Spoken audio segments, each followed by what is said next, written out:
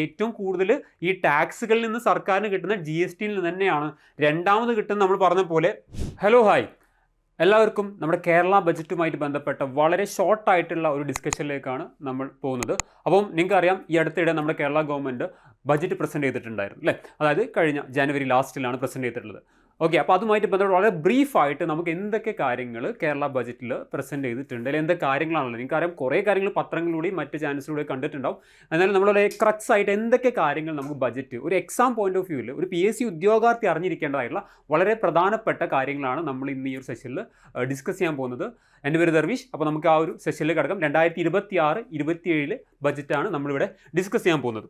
Okay, അപ്പോൾ ഇവിടെ നിങ്ങൾക്ക് കുറച്ച് കാര്യങ്ങൾ കൊടുത്തിട്ടുണ്ട്. നമ്മൾ പറഞ്ഞ പോലെ വർഷം നമുക്കറിയാം 2026-27 ആണ്. 2026-27 നമുക്കറിയാം നമ്മുടെ ഫിനാൻഷ്യൽ ഇയർ വെച്ചിട്ടാണ്. നമ്മുടെ ഫിനാൻഷ്യൽ ഇയറിൽ നമുക്കറിയാം April 1 അല്ലേ, അതായത് ഈ ഒരു ബജറ്റിൻ്റെ കാര്യങ്ങൾ ആരംഭിക്കപ്പോഴാണ് April 1, 2026 മുതൽ March 31. നമുക്ക് എല്ലാവർക്കും അറിയാം ഇന്ത്യയുടെ കാര്യമാണെങ്കിലും കേരളത്തിൻ്റെ കാര്യമാണെങ്കിലൊക്കെ നമ്മൾ എടുക്കുന്ന ഫിനാൻഷ്യൽ ഇയർ ആണ് ഈ കാണിച്ചുള്ള 2026-27 എന്ന് പറയുന്നത്. നമുക്കറിയാം നമ്മുടെ ഫിനാൻസ് മിനിസ്റ്റർ KN ബാലഗോപാൽ, ഇദ്ദേഹമാണ് ഈ സ്പീച്ച് ബജറ്റ് സ്പീച്ച് നിങ്ങൾ കേട്ടിട്ടുണ്ടാവും, സഭ TV കണ്ടിട്ടുണ്ടാവും ചെയ്തിട്ടുള്ളത്. ഇതിൻ്റെ ഡേറ്റ് അടക്കം നമുക്ക് കാണാൻ പറ്റും. 29 January 2026 ആണ്. അതായത് January 29 ഈ ഒരു പ്രസൻറ്റേഷൻ. 2026 January 29 അല്ലേ. നിങ്ങൾക്കറിയാം ഇതിൻ്റെ ഭാഗമായിട്ട് നമുക്ക് എക്കണോമിക് സർവേകളുണ്ട്. അത് ഇന്ത്യൻ ബജറ്റ് ആണെങ്കിലും അതിൻ്റെ മുന്നേ എക്കണോമിക് സർവേ പ്രസൻറ്റ് ചെയ്യും. അതിൻ്റെ വേറെ സെഷൻ തന്നെ നമ്മളുടൻ റിലീസ് ചെയ്യുന്നതാണ്. അപ്പോൾ നമ്മൾ ചാനൽ നോക്കിയിരിക്കുക. ഇനി നമ്മൾ ഇതിൻ്റെ എന്തൊക്കെ കാര്യങ്ങളാണ് ഈ പറയുന്ന ബജറ്റുമായിട്ട് ബന്ധപ്പെട്ട് ഇദ്ദേഹത്തിൻ്റെ കാര്യം എടുക്കുകയാണെങ്കിൽ 6th തവണയാണ് ഇദ്ദേഹം പ്രസൻറ്റ് ചെയ്യുന്നത്. നിങ്ങൾക്കറിയാം നമ്മുടെ സെക്കൻഡ് LDF സർക്കാർ വന്ന സമയത്ത് 2021, 22, 23, 24, 25, 26, 27 അതാണ് 6ാം തവണയാണ് ഇദ്ദേഹം ഈ ബജറ്റ് പ്രസൻറ്റേഷൻ നടത്തുന്നത്, KN ബാലഗോപാൽ. ഓക്കെ, അപ്പോൾ നമുക്ക് എന്തൊക്കെയാണ് ഇതുമായിട്ട് ബന്ധപ്പെട്ട കാര്യങ്ങളിലേക്ക് നമുക്ക് മൂവ് ചെയ്യാം. ഏറ്റവും പ്രധാനമായിട്ട് നിങ്ങൾ ബജറ്റിൽ കണ്ട പല കാര്യങ്ങളും ഏറ്റവും പ്രധാനമായിട്ട് എല്ലാവരും ശ്രദ്ധിച്ച കാര്യമാണ് എന്ത്, സ്ത്രീ സുരക്ഷാ സ്കീമാണ് അല്ലെങ്കിൽ സ്ത്രീ സുരക്ഷാ പദ്ധതിയാണ്. നിങ്ങൾ ഇതിനെക്കുറിച്ചുള്ള പ്രധാനപ്പെട്ട കാര്യങ്ങൾ കാരണം അതായത് നമ്മളെ ഗവൺമെൻറ് പ്രസൻറ്റ് ചെയ്യുന്ന സമയത്ത് അല്ലെങ്കിൽ നമ്മൾ ഈ ബജറ്റ് പ്രസൻറ്റ് ചെയ്യുന്ന സമയത്ത് ഊന്നൽ കൊടുത്ത കാര്യങ്ങളിലേക്കാണ് നമ്മളും പോകുന്നത്. അപ്പോൾ എന്താണ് ഈ സ്ത്രീ സുരക്ഷാ സ്കീം അല്ലെങ്കിൽ സ്ത്രീ സുരക്ഷാ പദ്ധതി എന്ന് പറയുന്നത്? ഇതിൽ നിങ്ങൾക്ക് അറിയാവുന്നത് ഒന്ന് 1000 per month, അതായത് 1000 രൂപ പ്രതിമാസം 1000 രൂപയാണ് ഇതിൻ്റെ ഒരു സാമ്പത്തിക സഹായം എന്ന് പറയുന്നത്. ഇനി ഇതിൽ ശ്രദ്ധിക്കേണ്ട കാര്യം സ്ത്രീകൾക്ക് മാത്രമാണോ എന്ന് ചോദിച്ചാൽ സ്ത്രീകൾക്ക് മാത്രമാണ്. അതിൽ ആരും കൂടിയുണ്ട്, ട്രാൻസ് വിമൻ എന്ന് പറയുന്ന കാറ്റഗറി കൂടിയുണ്ട്. ട്രാൻസ് വിമൻ, സ്ത്രീ ആയിട്ടുള്ള ട്രാൻസ് വിമൻ കാറ്റഗറി കൂടി ഉണ്ട്. ഏജ് കാറ്റഗറി നോക്കുക 35 മുതൽ 60 വയസ്സ് വരെയുള്ള ആളുകൾക്കാണ്. 35 മുതൽ 60 വയസ്സ് വരെയുള്ള സ്ത്രീകൾക്കും അതുപോലെ ട്രാൻസ് വുമൺ ആണ് എന്തുള്ളത് ഈ പദ്ധതിയുടെ ഭാഗമാറ്റാന്ന് പറഞ്ഞാൽ. പിന്നെ വേറെ പ്രത്യേകിച്ചുണ്ടെങ്കിൽ ഇപ്പോൾ നിങ്ങൾക്കറിയാം മറ്റ് പല സോഷ്യൽ സെക്യൂരിറ്റി പെൻഷനും കൈപ്പറ്റുന്ന ആളുകളുണ്ട്. അതായത് ഉദാഹരണത്തിന് വിധവാ പെൻഷൻ വാങ്ങുന്ന സ്ത്രീകളുണ്ടെന്ന് വിചാരിക്കാം, അല്ലെങ്കിൽ മറ്റേതെങ്കിലും നമ്മുടെ തരത്തിലുള്ള പെൻഷനുകൾ വാങ്ങുന്ന ആളുണ്ട്. അപ്പോൾ അങ്ങനെയുള്ള ഏതെങ്കിലും സോഷ്യൽ സെക്യൂരിറ്റി അല്ലെങ്കിൽ പെൻഷൻ സ്കീമിൽ ഭാഗമായ ആളുകൾക്ക് എന്തില്ല, ഈ പറയുന്ന സ്കീമിൻ്റെ ഭാഗമാകാൻ പറ്റില്ല എന്ന് അറിഞ്ഞിരിക്കാം. ഓക്കെ, ഇതിൻ്റെ ഭാഗമായി 31 ലക്ഷം സ്ത്രീകൾക്ക് ഇതിൻ്റെ ഒരു ബെനിഫിറ്റ് ഉണ്ടാവുമെന്നാണ് പറയുന്നത്. അപ്പോൾ നിങ്ങൾ അറിഞ്ഞിരിക്കേണ്ട ബേസിക് കാര്യങ്ങൾ എത്ര രൂപയാണ്, ഏത് ഏജ് കാറ്റഗറിക്കാണ്, ഇനി സ്ത്രീകൾ ആരും കൂടി ഉൾപ്പെടുന്നുണ്ട്, ട്രാൻസ് വുമണും കൂടി ഉൾപ്പെടുന്നുണ്ടെന്ന് കൂടി അറിഞ്ഞിരിക്കുക. അതാണ് സ്ത്രീ സുരക്ഷാ പദ്ധതിയായിട്ട് ബന്ധപ്പെട്ടുള്ളത്. അടുത്ത് നമ്മൾ ഫോക്കസ് ചെയ്യുന്നത് youth employment and skill development ആണ്. ഞാൻ ഇങ്ങനെ കാറ്റഗറൈസ് ചെയ്യാനുള്ള കാരണം നമ്മുടെ എക്സാം പോയിന്റ് ഓഫ് വ്യൂവിൽ നമുക്ക് ഏതൊക്കെ സെക്ഷൻ അല്ലെങ്കിൽ ഏതൊക്കെ വിഭാഗങ്ങൾ അല്ലെങ്കിൽ ഏതൊക്കെ ഏരിയ അതിൻ്റെ അടിസ്ഥാനത്തിലാണ് ഇതിനെ തരംതിരിച്ചിട്ടുള്ളത്. അപ്പം ഇവിടെ നോക്കുക യൂത്ത് എംപ്ലോയ്മെൻറ്റ് സ്കിൽ ഡെവലപ്മെൻറ്റ് ഈ ഒരു ഭാഗത്തേക്ക് വരുമ്പോൾ കുറച്ചധികം കാര്യങ്ങൾ ഈ ബജറ്റിൻ്റെ ഭാഗമായിട്ട് നമ്മുടെ ഫിനാൻസ് മിനിസ്റ്റർ പറഞ്ഞിട്ടുണ്ട്. അപ്പോൾ അതിലേക്ക് നോക്കാം. യൂത്ത് എന്ന് പറയുമ്പം ഏറ്റവും നമ്മൾ നോക്കിക്കാണുന്ന ഒരു കൂട്ടം വിഭാഗമാണ്. അതിൽ ഏറ്റവും പ്രധാനമായിട്ടുള്ളതാണ് കണക്ട് ടു വർക്ക് സ്കോളർഷിപ്പാണ്. കണക്ട് ടു വർക്ക് സ്കോളർഷിപ്പ്, അതായത് ചീഫ് മിനിസ്റ്റേഴ്സിൻ്റെ കണക്ട് ടു വർക്ക് സ്കോളർഷിപ്പാണ്. അപ്പോൾ ഈ സ്കോളർഷിപ്പ് എന്തൊക്കെയാണ്, ആരൊക്കെയാണ് അത് ബെനിഫിഷ്യറീസ്, എത്ര രൂപയാണ്, എന്താണ് ഇതിൻ്റെ എലിജിബിലിറ്റി ക്രൈറ്റീരിയ, ഇങ്ങനെയുള്ള കാര്യങ്ങൾ നമുക്കൊരു സ്റ്റേറ്റ്മെൻറ്റ് വൈസ് ചോദ്യം വന്നാൽ നമുക്കത് പിടിക്കാൻ വേണ്ടിയിട്ടാണ് ഈ കാര്യങ്ങൾ പറയുന്നത്. നോക്കാം, ഇതിൽ പറയുന്നത് മന്ത്ലി വർക്കിംഗ് ഗ്രാൻഡ് എത്രയാണ്, 1000 രൂപയാണ്. നമ്മൾ നേരത്തെ സ്ത്രീ സുരക്ഷ പറഞ്ഞ പോലെ 1000 രൂപ തന്നെ പറഞ്ഞിട്ടുള്ളത്. ആർക്കൊക്കെയാണ്, for youth undergoing job oriented training എന്നുള്ള, അതായത് നമ്മളാണ് ജോബ് ഓറിയൻറ്റഡ് ട്രെയിനിങ് അല്ലെങ്കിൽ സ്കിൽ ഡെവലപ്മെൻറ്റ് ട്രെയിനിങ്ങിൻ്റെ ഒക്കെ ഭാഗം. അതായത് ശരിക്കും നോക്കുകയാണെങ്കിൽ പഠിക്കുകയാണെന്ന് വെച്ചാൽ പഠിക്കുകയാണ്, ഇനി ജോലി കിട്ടിയെന്ന് വെച്ചാൽ ജോലി കിട്ടിയില്ല, അല്ലെങ്കിൽ ഇതിൻ്റെ രണ്ടിൻ്റെ ഇടയിൽ നിൽക്കുന്ന ഒരു കൂട്ടം ആളുകളുണ്ടല്ലോ, അവർക്ക് വേണ്ടിയിട്ടുള്ള ഒരു ഫിനാൻഷ്യൽ അസിസ്റ്റൻസ് ആണ്. അതായത് അവരെ ഈ പറയുന്ന നമ്മളൊരു പോക്കറ്റ് മണി പോലെ ഗവൺമെൻറ് കൊടുക്കുന്നത്. അത് വളരെ ഒരു മിനിമം എമൗണ്ട് ആണെങ്കിൽ പോലും ഇത് ഈ പറയുന്ന ഇപ്പോൾ ഒരു പക്ഷേ ട്രാവൽ എക്സ്പെൻസിനോ അല്ലെങ്കിൽ മറ്റെന്തെങ്കിലും ചെറിയ ചെറിയ കാര്യങ്ങൾക്ക് ഉപകാരപ്പെടുന്നുള്ളതാണ്. എലിജിബിലിറ്റി എന്തൊക്കെ പറയുന്നതോ, must be a permanent residence of Kerala. അത് ഈ പറയുന്ന കേരളത്തിലെ ഒരു പെർമനന്റ് റെസിഡന്റ് ആയിരിക്കണം എന്നുള്ളതാണ്, സ്ഥിര താമസക്കാരനായിരിക്കണം എന്നുള്ളതാണ് ഒന്നാമത്തെ കാര്യം. മറ്റൊന്ന് ഏജ് ആണ് 18 മുതൽ 30 വയസ്സ് വരെ. അപ്പോൾ നമ്മൾ നേരത്തെ സ്ത്രീ സുരക്ഷ പറഞ്ഞ ഏജ് നിങ്ങൾ ഓർക്കുന്നുണ്ട്, 35 മുതൽ 60 വയസ്സ് വരെ. ഈ ഓരോ സ്കീമിലും നിങ്ങൾ നോക്കുക, ശ്രദ്ധിക്കുക, ഏജൊക്കെ പ്രധാന ഒരു ചോദ്യം, വലിയൊരു സ്റ്റേറ്റ്മെന്റ് ആയിട്ട് വരുന്നതാണ്. അപ്പോൾ 18 മുതൽ 30 വയസ്സ് വരെയുള്ള യുവാക്കൾക്ക്, അല്ലെങ്കിൽ യുവാക്കൾ എന്നല്ല, യുവതികളൊക്കെ ഇതിൽ ഉൾപ്പെടും. ഇറ്റ് ഷുഡ് ബി അൺഎംപ്ലോയിഡ്, അതായത് ജോലി ഇല്ലാത്ത ആൾക്കും, ജോലി ചെയ്യുന്ന ഒരാൾക്ക് ഈ പറയുന്ന ഈ സ്കീമിന്റെ ഭാഗം പറ്റില്ല, അതായത് കണക്ട് ടു വർക്ക് സ്കോളർഷിപ്പിന്റെ ഭാഗം പറ്റില്ല എന്ന് അറിഞ്ഞിരിക്കുക. ഇനി മറ്റൊരു കേസ് പറഞ്ഞത് family income less than 1 lakh rupee എന്നുള്ള കാര്യം കൂടി പറഞ്ഞിട്ട്, family income less than 1 lakh rupee. പിന്നെ മറ്റൊരു പ്രധാനപ്പെട്ട കാര്യം പറയുന്നു, applicant must be genuinely preparing for jobs or competitive exams. ഉടായ്പ നടക്കില്ല. അതായത് ഇവിടെ പറയുന്നത്, നമ്മളിപ്പോൾ നിങ്ങളൊരു PSC തയ്യാറെടുക്കുന്ന ഉദ്യോഗാർത്ഥികളാണ്, നിങ്ങൾക്ക് ഇത് അപേക്ഷിക്കാം. അതായത് ഇവിടെ സർക്കാർ പ്രത്യേകം എടുത്ത് പറയുകയാണ്, ജെന്യൂൻലി നിങ്ങൾ കൃത്യമായിട്ട് ആത്മാർത്ഥതയോട് കൂടിയിട്ട് പ്രിപ്പയർ ചെയ്യുന്ന ആളാണെങ്കിലാണ്, അല്ലെങ്കിൽ ആത്മാർത്ഥതയോട് കൂടിയിട്ട് നിങ്ങൾ ജോബിന് തയ്യാറെടുക്കുന്ന ആളാണെങ്കിലാണ് ഈ സ്കീം അല്ലെങ്കിൽ ഇതിൻ്റെ ഭാഗം പറ്റുന്നത്. അപ്പം നിങ്ങൾ സ്വന്തമായിട്ട് ആത്മാർത്ഥതയോടെ നിങ്ങൾ ഇതിൻ്റെ ഭാഗമാവുന്നുണ്ടെങ്കിൽ, പ്രിപ്പയർ ചെയ്യുന്നുണ്ടെങ്കിൽ, നമുക്ക് എന്ത് ചെയ്യാം, ഈ പറയുന്ന ഈ കണക്ട് ടു വർക്ക് സ്കോളർഷിപ്പിൻ്റെ ഭാഗം. അപ്പോൾ 1000 രൂപയാണ് എന്താ ഇതിൻ്റെ ഒരു ഫിനാൻഷ്യൽ അസിസ്റ്റൻസ് എന്ന് പറയുന്നത്. ഇനി മറ്റൊന്നാണ് വർക്ക് നിയർ ഹോം പ്രോഗ്രാമാണ്. ഇത് വളരെ ഇമ്പോർട്ടൻ്റ് ആയിട്ട് ശ്രദ്ധിക്കണം. നമുക്കറിയാം, നമുക്കിപ്പോൾ കേരളത്തിലാണെങ്കിൽ ഡിഫറെൻറ്റ് IT പാർക്കുകളുണ്ട്. ടെക്നോ പാർക്ക് ട്രിവാൻഡ്രത്ത്, അതേപോലെ ഇൻഫോ പാർക്ക് നമുക്ക് കൊച്ചിയിലുണ്ട്, സൈബർ പാർക്ക് കാലിക്കറ്റ് ഉണ്ട്. ഇനി ഇതിൻ്റെ എല്ലാത്തിനും മറ്റേ സ്പോക്കുകളൊക്കെ മറ്റ് സ്ഥലങ്ങളിലൊക്കെ ആയിട്ടുണ്ട്. അപ്പോൾ അതുമായിട്ട് ബന്ധപ്പെട്ടുള്ള ഒരു കാര്യമാണ് വർക്ക് നിയർ ഹോം പ്രോഗ്രാമാണ്. അപ്പോൾ ഇതിൻ്റെ ഒരു ലോഞ്ച് അല്ലെങ്കിൽ ഫസ്റ്റ് സെൻറ്റർ ഇനോഗ്രേറ്റ് ചെയ്യുന്നത് എവിടെയാണ്? കൊട്ടാരക്കര. അതൊരു ഇമ്പോർട്ടൻറ്റ് ഒരു കാര്യമാണ്. അത് ആ സ്ഥലം അറിഞ്ഞിരിക്കുക. ഇതിൻ്റെ ഫസ്റ്റ് സെൻറ്റർ ഇനോഗ്രേറ്റ് ചെയ്യുന്നത് എന്താണ് ഇതുകൊണ്ട് ഉദ്ദേശിക്കുന്നത്? അതായത് നിങ്ങൾ മനസ്സിലാക്കുക, ഇപ്പം നമ്മൾ ഈ ട്രിവാൻഡ്രത്തോ അല്ലെങ്കിൽ കൊച്ചിയിലോ അല്ലെങ്കിൽ കാലിക്കറ്റോ ബേസ് ചെയ്യാത്ത ആളുകളുണ്ടാവും. ഉദാഹരണത്തിന് ഇപ്പോൾ കൊല്ലം അല്ലെങ്കിൽ പത്തനംതിട്ട അല്ലെങ്കിൽ കോട്ടയം, ഇങ്ങനെ ഏതെങ്കിലും ജില്ല എടുക്കാം ഈ സ്പോക്കുകൾ. അപ്പോൾ ഇവിടെയുള്ള ആളുകൾക്ക് ഇന്ന് ഈ പറയുന്ന സിറ്റിയിലേക്ക് മൈഗ്രേറ്റ് ചെയ്യാതെ അവരെ സ്വന്തം നാട്ടിൽ നിന്നോ അല്ലെങ്കിൽ അവരെ സ്വന്തം പ്ലേസിൽ നിന്നോ എന്ത് ചെയ്യാൻ പറ്റും, ഇതുപോലുള്ള വലിയ വലിയ കമ്പനികളിൽ വേണ്ടി വർക്ക് ചെയ്യാൻ പറ്റും. അപ്പോൾ അതിനുള്ളൊരു സ്പേസ് ക്രിയേറ്റ് ചെയ്ത് കൊടുക്കാൻ വേണ്ടി കൊണ്ടുവന്ന സംരംഭമാണിത് വർക്ക് നിയർ ഹോം പ്രോഗ്രാം എന്ന് പറയുന്നത്. ഐഡിയ കിട്ടിയെന്ന് വിചാരിക്കുന്നു. അതായത് നമ്മൾ പറഞ്ഞ സിറ്റി സെൻറ്റർ ആവാതെ സിറ്റിയിലേക്ക് ഈ പറയുന്ന നമുക്കറിയാം എന്തായാലും മൈഗ്രേഷൻ, ഇപ്പോൾ നിങ്ങൾ കൊച്ചി ആണെങ്കിലും ട്രിവാൻഡ്രം ആണെങ്കിലും ഇവിടെ നമുക്ക് കുറേ മൈഗ്രേറ്റഡ് ആയിട്ടുള്ള പോപ്പുലേഷൻ ഉണ്ട് ജോലിയുടെ ഭാഗമായിട്ട്. അപ്പോൾ ഇനി ഇതല്ലാതെ ഇപ്പോൾ സ്ത്രീകൾക്ക് അല്ലെങ്കിൽ ഈ പറയുന്ന വീട്ടമ്മമാർക്ക്, ഇവർക്കൊക്കെ ഈ പറയുന്ന വർക്ക് നിയർ ഹോം സ്കീമിൻ്റെ ഭാഗമായിട്ടുണ്ടെങ്കിൽ അവർക്ക് ഈ പറയുന്ന സ്ഥലങ്ങളിലേക്ക് പോകാതെ തന്നെ അവരെ പ്ലേസിൽ അല്ലെങ്കിൽ അവരുടെ സ്ഥലത്ത് നിന്ന് എന്ത് ചെയ്യാൻ പറ്റും, ജോലി ചെയ്യാൻ പറ്റും. ഇതിൻ്റെ ഭാഗമായിട്ട് 150 IT പ്രൊഫഷണൽസ്, ഈ കപ്പാസിറ്റിയാണ് പറയുന്നത്. നമുക്കറിയാം ഇവിടെ നമുക്ക് ക്യാബിൻസും മറ്റു കാര്യങ്ങളൊക്കെ ആയുള്ള ഒരു IT പാർക്കിൽ എന്തൊക്കെ സൗകര്യങ്ങളുണ്ടോ അതൊക്കെ ഒരുക്കി കൊടുക്കുന്ന രീതിയാണ് വർക്ക് നിയർ ഹോം എന്ന് പറഞ്ഞത്. ഞാൻ പറഞ്ഞ പോലെ to reduce migration, boost local economies and support women, ഇത്രയും കാര്യങ്ങൾ ഫോക്കസ് ചെയ്യുന്നുണ്ട്. ഇപ്പോൾ നിങ്ങൾ നോക്കുക, ഒരു സിറ്റിയല്ല, ഇപ്പോൾ ഒരു കൊട്ടാരക്കര പോലത്തെ സ്ഥലത്ത് കൊണ്ടുവന്നിട്ടുണ്ടെങ്കിൽ അവിടുത്തെ എക്കോണമി അത് ബൂം ചെയ്യാൻ കാരണമാവും.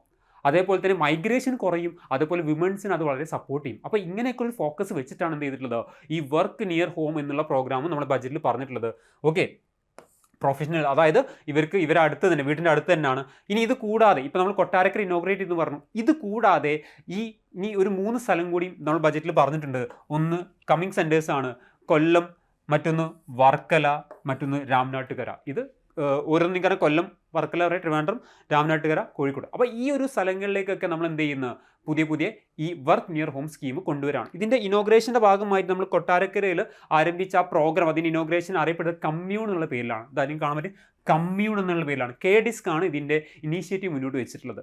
ഓക്കെ, അപ്പം close to home closer to work, ഇതാണ് ഇവരെ code. Close to home closer to work എന്നുള്ളതാണ് Kerala's first work near home centre. അപ്പോൾ അതാണ് കൊട്ടാരക്കര നമ്മുടെ ചീഫ് മിനിസ്റ്റർ ഉദ്ഘാടനം ചെയ്തിട്ടുള്ളത്. Kerala's first work near home centre ആണ് ഇവിടെ ഉള്ളത് അപ്പോൾ ചോദ്യം വന്നേക്കാം, Kerala's first work near home സ്ഥലം ഏതാണെന്ന് വെച്ചിട്ടുണ്ടെങ്കിൽ കൊട്ടാരക്കരയാണെന്ന് അറിഞ്ഞിരിക്കുക കേട്ടോ, കൊട്ടാരക്കരയാണ്. ഓക്കെ, ഇത് ബാക്കി ഇനോഗ്രേഷനും അതിൻ്റെ ഡിഗ്നിറ്ററീസ് ഒക്കെ ആണ്. അപ്പോൾ നിങ്ങൾ ജസ്റ്റ് ആണെങ്കിൽ കമ്മ്യൂണാണ് നമ്മൾ ആ ഒരു ഇനോഗ്രേഷൻ ആ ഒരു സ്കീമിൻ്റെ ഭാഗമായിട്ട് കൊണ്ടുവന്നത്. അത് കൊട്ടാരക്കര ആരംഭിച്ചാണ്. കോട്ട് നോക്കുക, close to home closer to work, പേര് തന്നെ നമുക്ക് കിട്ടുന്നില്ല, close to home closer to work. അപ്പോൾ ഇത് നമ്മുടെ ബജറ്റിൻ്റെ ഭാഗമായിട്ട് പറഞ്ഞതാണ്. ഇനി മറ്റൊന്നാണ് നമ്മൾ യൂത്ത് എന്ന് പറയുമ്പോൾ തന്നെ ഗ്ലോബൽ സ്കൂളാണ്. ഗ്ലോബൽ നമ്മൾ പല ഇൻ്റർനാഷണൽ സ്കൂളുകളും അതേപോലെ ഇങ്ങനെ പല സിലബസുകളൊക്കെ കിട്ടുന്നുണ്ടാവും. അപ്പോൾ ഗ്ലോബൽ സ്കൂൾ എന്നുള്ളൊരു സംഗതി കൊണ്ടുവരാണ്. എന്താണ് ഈ ഗ്ലോബൽ സ്കൂളോട് ഉദ്ദേശിക്കുന്നത്? ഗ്ലോബൽ സ്കൂൾ ഫോക്കസ് ചെയ്യുന്നതാണ്. നമുക്കറിയാം, ഈ പറയുന്ന ഇപ്പോഴത്തെ കാലത്ത് ടെക്നോളജി വളരെ സ്പീഡായിട്ട് മൂവ് ചെയ്തുകൊണ്ടിരിക്കുകയാണ്. അതേപോലെ ഭയങ്കരമായിട്ടുള്ള അഡ്വാൻസ്മെൻറ്റും ഒക്കെ നടന്നുകൊണ്ടിരിക്കുകയാണ്, സ്കില്ലുകൾ. അപ്പോൾ ഏറ്റവും മോഡേൺ ടെക്നോളജി കുട്ടികളിലേക്ക് എത്തിക്കുക, ഏറ്റവും നൂതനമായ സാങ്കേതിക വിദ്യ ഇവിടേക്ക് എത്തിക്കുക. കുട്ടികൾക്ക് എത്തിയ വേണ്ടിയാണ് ഈ ഗ്ലോബൽ സ്കൂൾ എന്നുള്ള ഒരു സ്കീം കൊണ്ടുവരുന്നത്. എന്താ ഉദ്ദേശിക്കുന്നത്? Skill acquisition and vocational training ആണ്.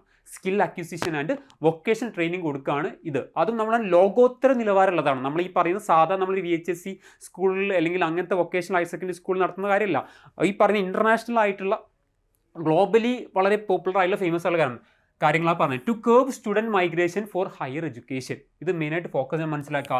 ബ്രെയിൻ ഗെയിൻ എന്നുള്ള, നമുക്കറിയാം ഇപ്പം വിദ്യാഭ്യാസത്തിൻ്റെ ഭാഗമായിട്ട് പല ആളുകളും പുറം രാജ്യങ്ങൾക്കും മറ്റ് നാട്ടുകളിലേക്കും അല്ലെങ്കിൽ കേരളം വിട്ടു പോകുന്നുണ്ട്. അപ്പോൾ അത് നമുക്കൊരു ബ്രെയിൻ ഡ്രെയിൻ ആണ് കാണിക്കുന്നത്.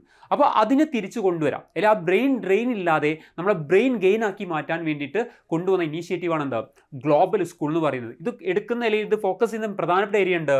ഇത് importance will be given for techno economics, അതേപോലെ തന്നെ ഫ്യൂച്ചർ ടെക്നോളജി. ഇതിൻ്റെ തുടക്കം എന്നുള്ള നിലയ്ക്ക് ഒരു 10 കോടി ഇതിലേക്ക് നമ്മുടെ ബജറ്റ് മാറ്റി വെച്ചിട്ടുണ്ട്. അപ്പം ഈ പറഞ്ഞ ടെക്നോ എക്കണോമിക്സും അതേപോലെ ഫ്യൂച്ചർ ടെക്നോളജിയൊക്കെ ബേസ് ചെയ്തിട്ടാണ് എന്ത് തുടങ്ങുന്നതാവും ഈ ഗ്ലോബൽ സ്കൂൾ എന്ന് പറഞ്ഞ സംവിധാനം ആരംഭിക്കുന്നത്. അപ്പം അതും അവിടെ നിങ്ങൾ അറിഞ്ഞിരിക്കുക. ഇനി അടുത്തത് നമുക്കറിയാം എല്ലാ ബജറ്റും ഉണ്ടാവുന്നതാണ് ഇതുപോലുള്ള സോഷ്യൽ സെക്യൂരിറ്റി സ്കീമുകളും. ഇവിടെ നമ്മൾ കൂടുതൽ ഫോക്കസ് ചെയ്യുന്നത് പെൻഷനും മറ്റ് ഈ പറയുന്ന ഫിനാൻഷ്യൽ അസിസ്റ്റൻസ് ആയിട്ട് ബന്ധപ്പെട്ടാണ് അല്ലേ. നമുക്ക് നോക്കാം. ബജറ്റിൻ്റെ മുന്നേ തന്നെ ഇനീഷ്യേറ്റീവ് മുന്നോട്ട് വന്നിട്ടുണ്ട് ഈ 2000 പെർ മന്ത് എന്നുള്ളത് അല്ലേ. അതായത് നിങ്ങൾ സോഷ്യൽ സെക്യൂരിറ്റി പെൻഷൻ ഉണ്ട് നമുക്ക്, ഈ പറയുന്ന ഏജ് ഓൾഡ്, അതേപോലെ തന്നെ നമ്മൾ നോക്കുകയാണെങ്കിൽ വിഡോ, ഇങ്ങനെ ഡിസേബിലിറ്റി പെൻഷൻ, ഇങ്ങനെയുള്ള സോഷ്യൽ സെക്യൂരിറ്റി പെൻഷൻസ് ഉണ്ട്. ദെൻ വെൽഫെയർ ബോർഡ് പെൻഷൻസ് ഉണ്ട്. അതുപോലെ സർക്കസ് ഡിസ്ട്രസ്ഡ് ആർട്ടിസ്റ്റ്സ് പെൻഷൻ ഉണ്ട്. ഇതെല്ലാം നമ്മൾ എന്ത് ചെയ്യുന്നുണ്ട് 1600 ഉള്ളത് 2000 രൂപയാക്കി കൂട്ടിയിട്ടുണ്ടെന്നുള്ള എല്ലാവർക്കും അറിയാവുന്ന സത്യമാണ് അല്ലേ. എല്ലാവർക്കും അറിയുന്ന കാര്യം 2000. ഇനി ഇതല്ലാതെ ബജറ്റിൽ കുറച്ചും കൂടി ഊന്നൽ കൊടുത്ത കുറച്ച് ഏരിയാസ് പെൻഷൻ അല്ലാതെ മറ്റ് പല സോഷ്യൽ സെക്യൂരിറ്റി കാര്യങ്ങളാണ്. അതിനെ നമുക്ക് ജസ്റ്റ് ഒന്ന് ഫോക്കസ് ചെയ്തിട്ട് കാറ്റഗറൈസ് ചെയ്തിട്ടുണ്ട്. ഫ്രണ്ട് ലൈൻ വർക്കേഴ്സ് ആണ്. നമ്മുടെ ഈ പറയുന്ന കേരളത്തിൽ പല മേഖലകളിൽ നിൽക്കുന്ന അല്ലെങ്കിൽ ജോലി ചെയ്യുന്ന വർക്കേഴ്സ് ഉണ്ട്. അത് നമ്മൾ പറയുന്ന പോലെ അംഗനവാടി ടീച്ചേഴ്സ് ഉണ്ട്, അതുപോലെ ഹെൽപ്പേഴ്സ് ഉണ്ട്, അതുപോലെ ആശാ വർക്കേഴ്സ് ഉണ്ട്. ഇവരൊക്കെയാണ് ഇതിൻ്റെ ഭാഗമായിട്ടുള്ളത്. അപ്പോൾ നമുക്ക് നോക്കാം. ഇവിടെ അംഗനവാടി വർക്കേഴ്സ് 1000 പെർ മന്താണ് ഇൻക്രിമെൻറ്റ്. 1000 രൂപ പെർ മന്ത് ഇൻക്രിമെൻ്റ് ആണ് കാണിക്കുന്നത്. ദെൻ അംഗനവാടി ഹെൽപ്പേഴ്സ് ആണെങ്കിൽ അവർക്ക് എത്രയാണ് 500. അപ്പോൾ വർക്കേഴ്സിന് 1000 ആണ്, അതേപോലെ ഈ ഹെൽപ്പേഴ്സിന് 500 രൂപ ഇൻക്രിമെൻറ്റ് വന്നിട്ടുണ്ട്. ആശാ വർക്കേഴ്സിന് എത്രയാണ് 1000 ആണ്. അതേപോലെ പ്രീ പ്രൈമറി ടീച്ചേഴ്സിന് 1000 പെർ മന്ത്. ദെൻ സാക്ഷരത പ്രേരക, നമ്മൾ ലിറ്ററസി മിഷൻ്റെ ഭാഗമായിട്ട് കേരള ലിറ്ററസി മിഷൻ അതോറിറ്റിൻ്റെ ഭാഗമായിട്ട് ഈ പറഞ്ഞ ഇക്വലൻസി ലിറ്ററസി ഇതിൻ്റെ ക്ലാസ് ഒക്കെ എടുക്കുന്ന അല്ലെങ്കിൽ അങ്ങനത്തെ അധ്യാപകരുണ്ട്, എഡ്യൂക്കേറ്റേഴ്സ് ഉണ്ട്, അവർക്കും 1000 പെർ മന്ത് ആണ്. ദെൻ നൂൺ മീൽ വർക്കേഴ്സ് ഉണ്ട് 25 പെർ ഡേ വെച്ച് കൂട്ടിയിട്ടുണ്ട്. അപ്പോൾ നിങ്ങൾ നോക്കുക, ഇത് മന്താണ്, ശ്രദ്ധിക്കുക. 25 പെർ മന്ത് അല്ല, 25 റുപ്പീസ് പെർ ഡേ ആണ്. 25 റുപ്പീസ് പെർ ഡേ ആണ്. ഏകദേശം നിങ്ങൾക്ക് നോക്കിയാൽ മനസ്സിലായി 750 രൂപയുടെ അടുത്ത് ആർക്ക് കിട്ടുന്നുണ്ട് ഈ നൂൺ. അപ്പോൾ അവർക്ക് ഡെയിലി വേജ് എന്നുള്ള കൺസിഡറേഷനിലായിരിക്കും ഈ പറയുന്ന 25 പെർ ഡേ എന്നുള്ള ഗുണം. ആർക്കും നമ്മൾ ഈ ഉച്ചഭക്ഷണം തയ്യാറാക്കുന്ന ഹെൽപ്പേഴ്സ് ഉണ്ട്, വർക്കേഴ്സ് ഉണ്ട്, അവർക്കാണ്. അപ്പോൾ ഇവിടെ നമുക്ക് മെജോറിറ്റി എന്താ വന്നിട്ടുള്ളത് 1000 ആണ്. അല്ല, ആശാ വർക്കേഴ്സ് ആണെങ്കിലും അംഗനവാടി വർക്കേഴ്സ് ആണെങ്കിലും അതേപോലെ നമ്മൾ പറയുകയാണെങ്കിൽ സാക്ഷരത പ്രേരക്സ് ആണെങ്കിലും ഇവരൊക്കെ 1000 വന്നിട്ടുള്ളത്. ഡിഫറെൻ്റ് ആയിട്ട് നമുക്കുള്ളത് ഒരു 500 ഉണ്ട്, അതുപോലെ 25 ഉണ്ട്. ഇതൊക്കെ മന്ത്ലിയാണ്. അതേ സമയത്ത് ഈ നൂൺ മീൽ വർക്കേഴ്സിൻ്റെ കേസ് 25 പെർ ഡേ ആണ്. അപ്പോൾ നിങ്ങളത് കൂട്ടിയിട്ട് 750 എന്ന് എഴുതണ്ട, 25 പെർ ഡേ എന്നാണ് നമ്മളതിൽ എന്തെന്നുള്ളത് ഈ ബജറ്റിൽ പറഞ്ഞിട്ടുള്ളത്. അപ്പം ഇതാണ് നമ്മൾ പറഞ്ഞിട്ടുള്ള സോഷ്യൽ സെക്യൂരിറ്റി ഭാഗമായിട്ട് ഇൻക്രീസ് വരുത്തിയിട്ടുള്ളത്. നിലവിലെ സാലറിയിൽ നിന്ന് അല്ലെങ്കിൽ നിലവിലെ അവർക്ക് കിട്ടിക്കൊണ്ടിരിക്കുന്ന വേജിൽ നിന്ന് ഇൻക്രിമെൻ്റ് ആണ് ഈ ബജറ്റിൽ പറഞ്ഞിട്ടുള്ളത്. ഇനി അടുത്തത് elderly care and ageing population കാറ്റഗറിയാണ്. നമുക്കറിയാം കേരളത്തിൻ്റെ പ്രത്യേകത തരം, കേരളത്തിൽ ഈ പറയുന്ന ഏജ്ഡ് പോപ്പുലേഷൻ നമ്പേഴ്സ് അല്ലെങ്കിൽ നമ്മുടെ കൂടി വരാം ഏജ്ഡ് പോപ്പുലേഷൻ. അപ്പോൾ ഈ ഏജ്ഡ് പോപ്പുലേഷൻ കൂടി വരുമ്പോൾ അവർ നല്ല രീതിയിൽ ഫോക്കസ് ചെയ്യേണ്ട ആവശ്യമുണ്ട്. അതൊരു ഹെൽത്തി പോപ്പുലേഷനായിട്ട് മാറണം എന്നുള്ളതാണ്. അതിൻ്റെ ഭാഗമായിട്ട് നമ്മുടെ ഗവൺമെൻറ് മുന്നോട്ട് വെച്ച കാര്യങ്ങൾ എന്തൊക്കെയാണെന്ന് നോക്കാം. അപ്പോൾ ഓരോ വിഭാഗക്കാരെ നമ്മൾ പറഞ്ഞു. ആദ്യം നമ്മൾ സ്ത്രീകളെ കുറിച്ച് പറയുന്നു, പിന്നെ നമ്മൾ യൂത്തിനെ കുറിച്ച്, കുട്ടികളെ കുറിച്ച് പറയുന്നു. കുട്ടികളെ കുറിച്ച് പറയാൻ നമ്മൾ യൂത്തിനെ കുറിച്ച് പറയുന്നു. പിന്നെ നമ്മൾ പറഞ്ഞ പോലെ ഈ പറയുന്ന സോഷ്യൽ സെക്യൂരിറ്റി ആയിട്ട് ബന്ധപ്പെട്ട കാര്യം പറയുന്നു. Then specially focused on ageing population. അപ്പം എൽഡർലി കെയർ ആയിട്ട് ബന്ധപ്പെട്ടിട്ട് കൊണ്ടുവന്ന കാര്യം. അപ്പോൾ ആദ്യം ഡാറ്റയോട് പറയുന്നുണ്ട് നമ്മൾ കേരളത്തിൻ്റെ 18.7% ഈ വർഷത്തെ കണക്ക് പ്രകാരം പറഞ്ഞ് 18.7% ആരാണ് ഈ പറഞ്ഞ ഏജ്ഡ് പോപ്പുലേഷനാണ്. ഇത് 2036 ആകുമ്പോൾ 22.6 ആവുന്നൊക്കെ പ്രവചനമുണ്ട്. അതായത് നമ്മൾ RBI പറയുന്നുണ്ട് കേരളത്തിലാണ് ഏറ്റവും കൂടുതൽ ഏജ്ഡ് പോപ്പുലേഷൻ വരുന്നത്. ഓക്കെ, അപ്പം ഈ പറയുന്ന നമ്മൾ ലൈഫ് എക്സ്പെൻസ് കൂടുതലും മറ്റ് ഈ ബർത്ത് റേറ്റ് കുറവൊക്കെ ആയതുകൊണ്ട് സംഭവിക്കുന്നില്ലാണ്ട് വേറെ നെഗറ്റീവ് കാര്യങ്ങളൊന്നും അതായി ബന്ധപ്പെട്ടിട്ടില്ല എന്ന് അറിഞ്ഞിരിക്കാം. അപ്പോൾ 18.7% കേരളത്തിൻ്റെ പോപ്പുലേഷൻ ഏജ്ഡ് ആണെന്ന് അറിഞ്ഞിരിക്കാമല്ലോ. അപ്പോൾ ഇവരാണ് ഫോക്കസ് ചെയ്യേണ്ടത്. അതെ, അപ്പം ഫസ്റ്റ് എൽഡർലി കമ്മീഷൻ ഇന്ത്യ ഇത് കേരളത്തിൽ ആരംഭിക്കുകയാണ്. അപ്പോൾ ഇതൊക്കെയാണ് നമ്മൾ PSC എടുക്കാൻ പോകുന്ന ചോദ്യങ്ങൾ. ആദ്യത്തെ എൽഡർലി കമ്മീഷൻ ഇന്ത്യയിൽ എവിടെ ഏത് സ്റ്റേറ്റ് ആണ്? അത് കേരളമാണ്. ഇനി നമുക്ക് അങ്ങനെ ഒരു കമ്മീഷൻ ഉണ്ട്. അതിൻ്റെ head quarters quasi judicial body ആയിട്ടാണ് വരുന്നത്. തിരുവനന്തപുരമാണ് ഹെഡ് ക്വാർട്ടേഴ്സ്.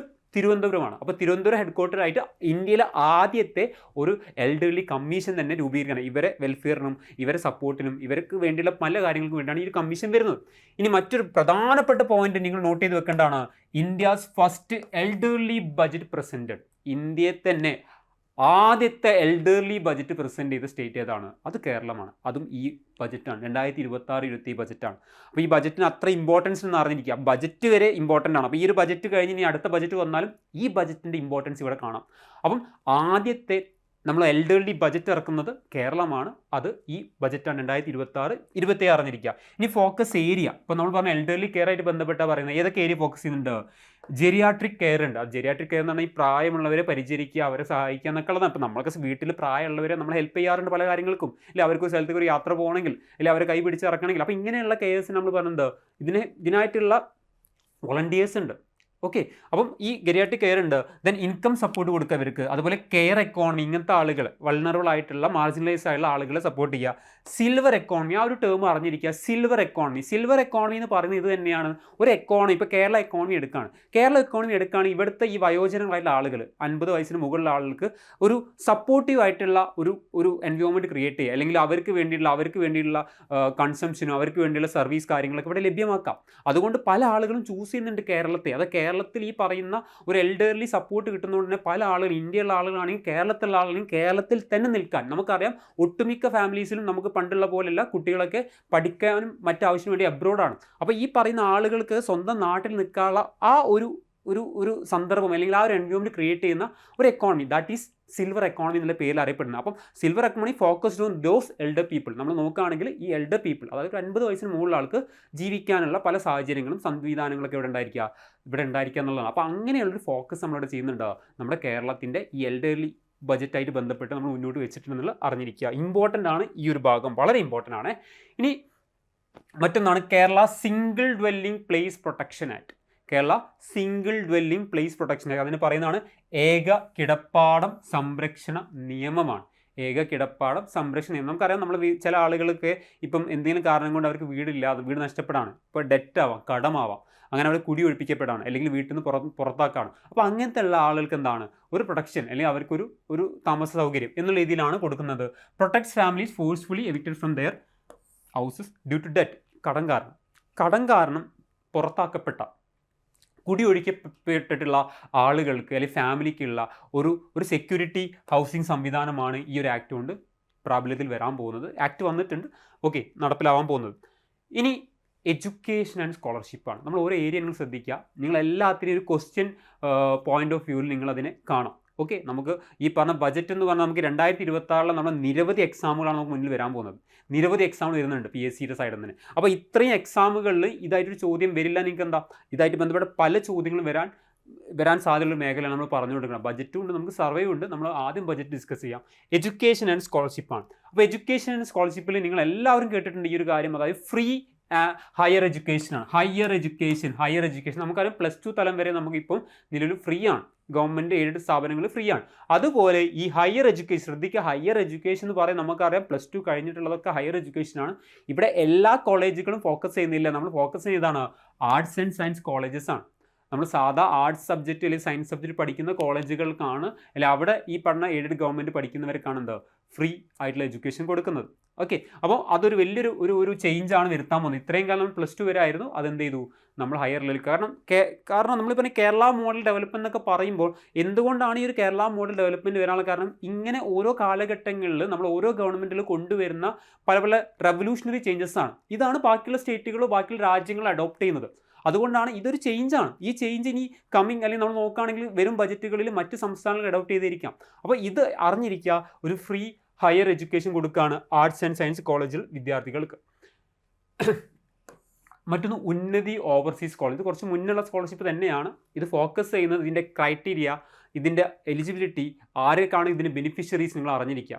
എന്തൊക്കെ കാര്യങ്ങൾ ബജറ്റിൽ വന്നു അതൊക്കെ ഒരു കറണ്ട് ടോപ്പിക്കായിട്ട് മാറും. ഇപ്പം നമുക്ക് പലതും പഴയതായിരിക്കാം, 2010-ലോ 2011-ലോ 2015-ലോ 2016-ലോ ഒക്കെ ഉള്ള പല സ്കീമുകൾ ഉണ്ടാവും. പക്ഷേ ബജറ്റിൽ അതിന് ഊന്നൽ കൊടുക്കുന്നു, അതിലേക്ക് ഫണ്ട് അല്ലെങ്കിൽ അതിന് പുതിയ പുതിയ ചേഞ്ചസ് വരുത്തുന്നു. അപ്പോൾ അതൊരു കറണ്ട് അഫെയർ ആയിട്ട് മാറി.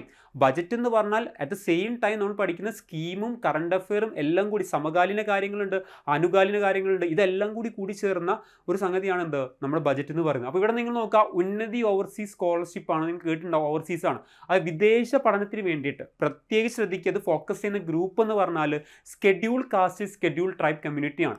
അതായത് നമുക്കറിയാം പട്ടികജാതി പട്ടികവർഗ വിഭാഗക്കാർക്ക് വേണ്ടിയിട്ടുള്ള അബ്രോഡ് പോകാനുള്ള ഒരു ഗവൺമെൻറ് സൈഡിൽ നിന്നുള്ള സ്കോളർഷിപ്പാണ് ഇത് ഉന്നതി സ്കോളർഷിപ്പ് എന്ന് പറഞ്ഞാൽ. അപ്പോൾ അതിൻ്റെ ക്രൈറ്റീരിയ എന്താ നോക്കുക. അപ്പോൾ ഇവിടെ പറഞ്ഞ അസിസ്റ്റൻസ് നോക്കുക, അപ് ടു 25 ലാഖാണ്, 25 ലക്ഷം വരെ എന്ത് കിട്ടും, സ്കോളർഷിപ്പ് ലഭ്യമാണ് പുറത്തു പോയി പഠിക്കാൻ. ആർക്കാണ് ഫോക്കസ് ചെയ്യുന്ന, ആരാണ്, those belonging to SC and ST കാറ്റഗറിയാണ്. SC ST കാറ്റഗറിക്കാണ് ഫോക്കസ് ചെയ്യുന്നത്.